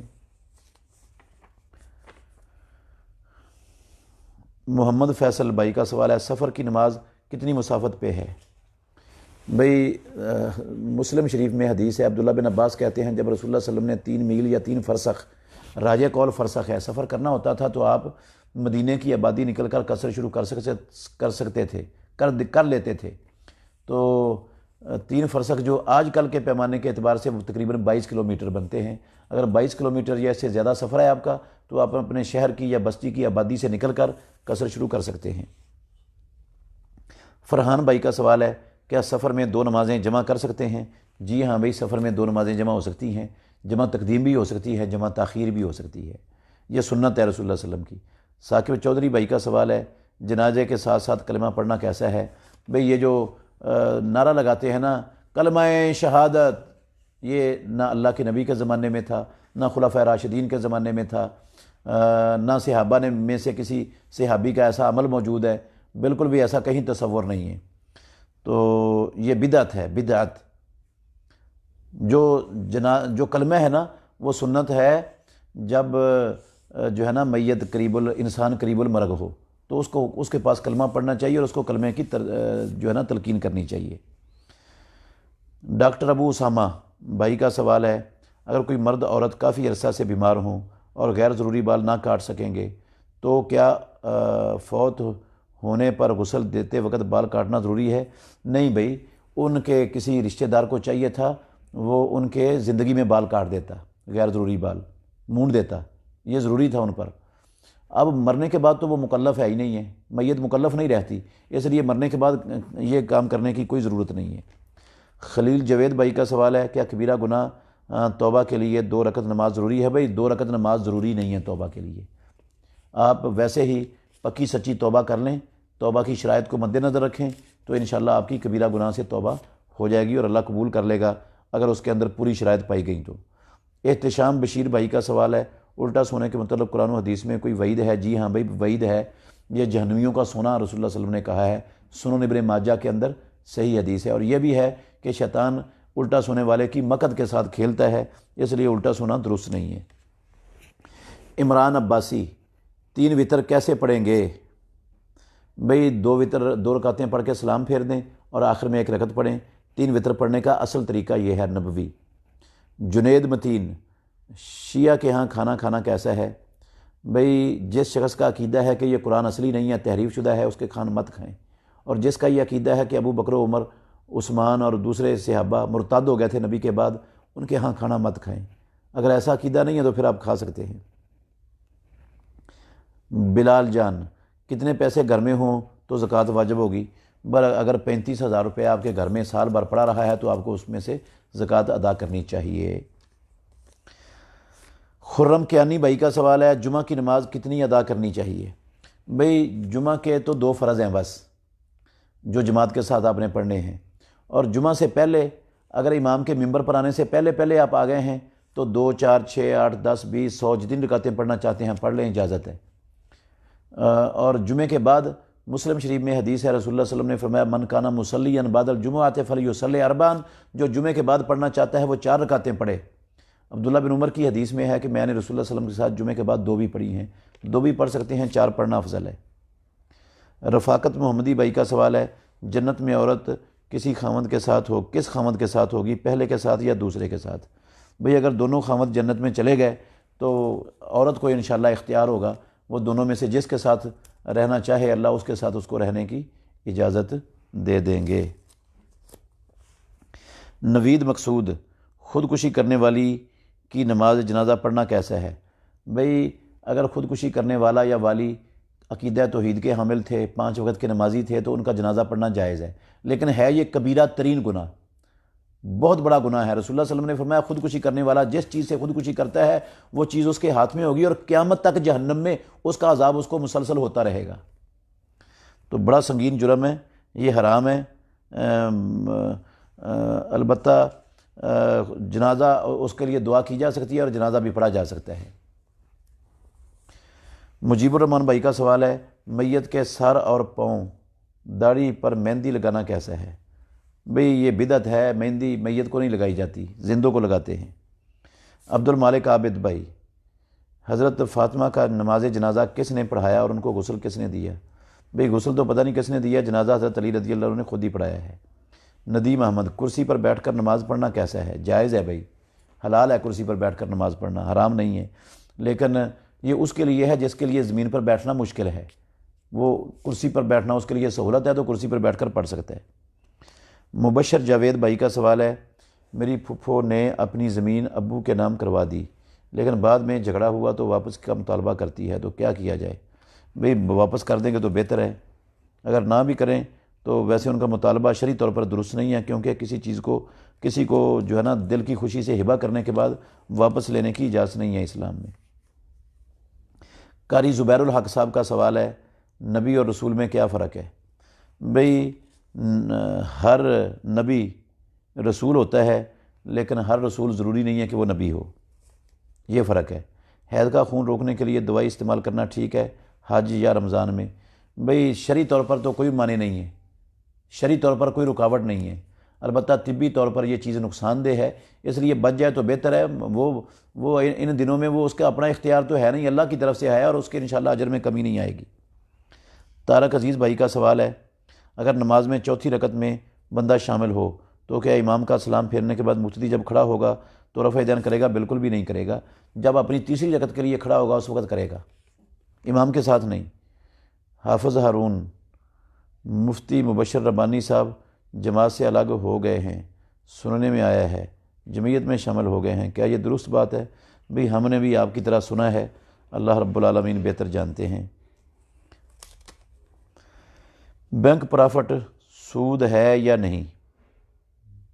یہ ابرار آوان کا سوال ہے۔ بھئی بینک پرافٹ خالص ہی سود ہے بغیر کسی شک شبے کے، اس میں ذرا برابر بھی شک شبہ نہیں ہے۔ حارث صدیقی بھائی کا سوال ہے، آفس کے سامنے مسجد ہے لیکن ٹریفک کی وجہ سے روڈ کراس کرنا مشکل ہے تو کیا آفس میں اذان دے کر نماز پڑھ سکتے ہیں؟ نہیں بھائی، مسجد جانا ضروری ہے، مسجد قریب ہوتے ہوئے جو ہے نا وہ نئی جماعت کروانی جائز آفس میں۔ ابو عمر، صدقہ تو رد البلا، کیا یہ حدیث صحیح ہے؟ ضعیف ہے؟ اگر ضعیف ہے تو کس کتاب میں ہے؟ بھئی بلائیں ٹلتی ہیں صدقے سے، صحیح حدیث سے یہ ثابت ہے۔ حسن حدیث باغیوں، اچھا جی، ایک سوال ایک بھائی نے کیا ہے، کہتا ہے کئی مرتبہ میں نے سوال کیا ہے یہ آن لائن میں لیکن میرا جواب نہیں دیا گیا کہ اللہ نے تو نام مسلمان رکھا ہے تو تم اپنے آپ کو اہل حدیث کیوں کہلاتے ہو یا اہل سنت کیوں کہلاتے ہو، تو مسلم پر کیوں اکتفا نہیں کرتے؟ بھائی جان مسلم ہی ہیں، اور مسلم اور اہل حدیث اہل سنت میں کوئی تعارض نہیں ہے، کوئی تضاد نہیں ہے۔ یہ اہل حدیث یا اہل سنت کا نام صرف پہچان کے لیے ہے، یہ کوئی دین نہیں ہے، کوئی اسلام نہیں ہے، کوئی عقیدہ نہیں ہے، کوئی ایسی چیز نہیں ہے، صرف پہچان کے لیے ہے۔ جس طرح اللہ نے ہمارا نام تو مسلمان رکھا ہے لیکن ہم نے ہر ایک نے اپنا اپنا نام رکھا ہوا ہے، کسی کا نام عبد الرحمن ہے، کسی کا نام محمد مکی ہے، کسی کا نام عبد الجواد ہے، کسی کا نام عبد الغفور ہے، کسی کا نام امتیاز ہے۔ یہ سارے نام کیوں رکھے ہیں؟ اللہ نے جب مسلمان رکھا تو ان ناموں کی کیا ضرورت پڑی ہے؟ یہی ضرورت پڑی ہے کہ یہ تمیز کے لیے، پہچان کے لیے رکھے ہیں، تو اسی طرح یہ بھی صرف پہچان کی حد تک ہے، ان کا دین سے، اسلام سے، عقیدے سے، آخرت میں نجات سے کوئی تعلق نہیں ہے۔ باقی جن بھائیوں کے سوال رہ گئے ہیں انشاءاللہ اگلی مجلس میں اللہ تعالیٰ جن بھائیوں نے اس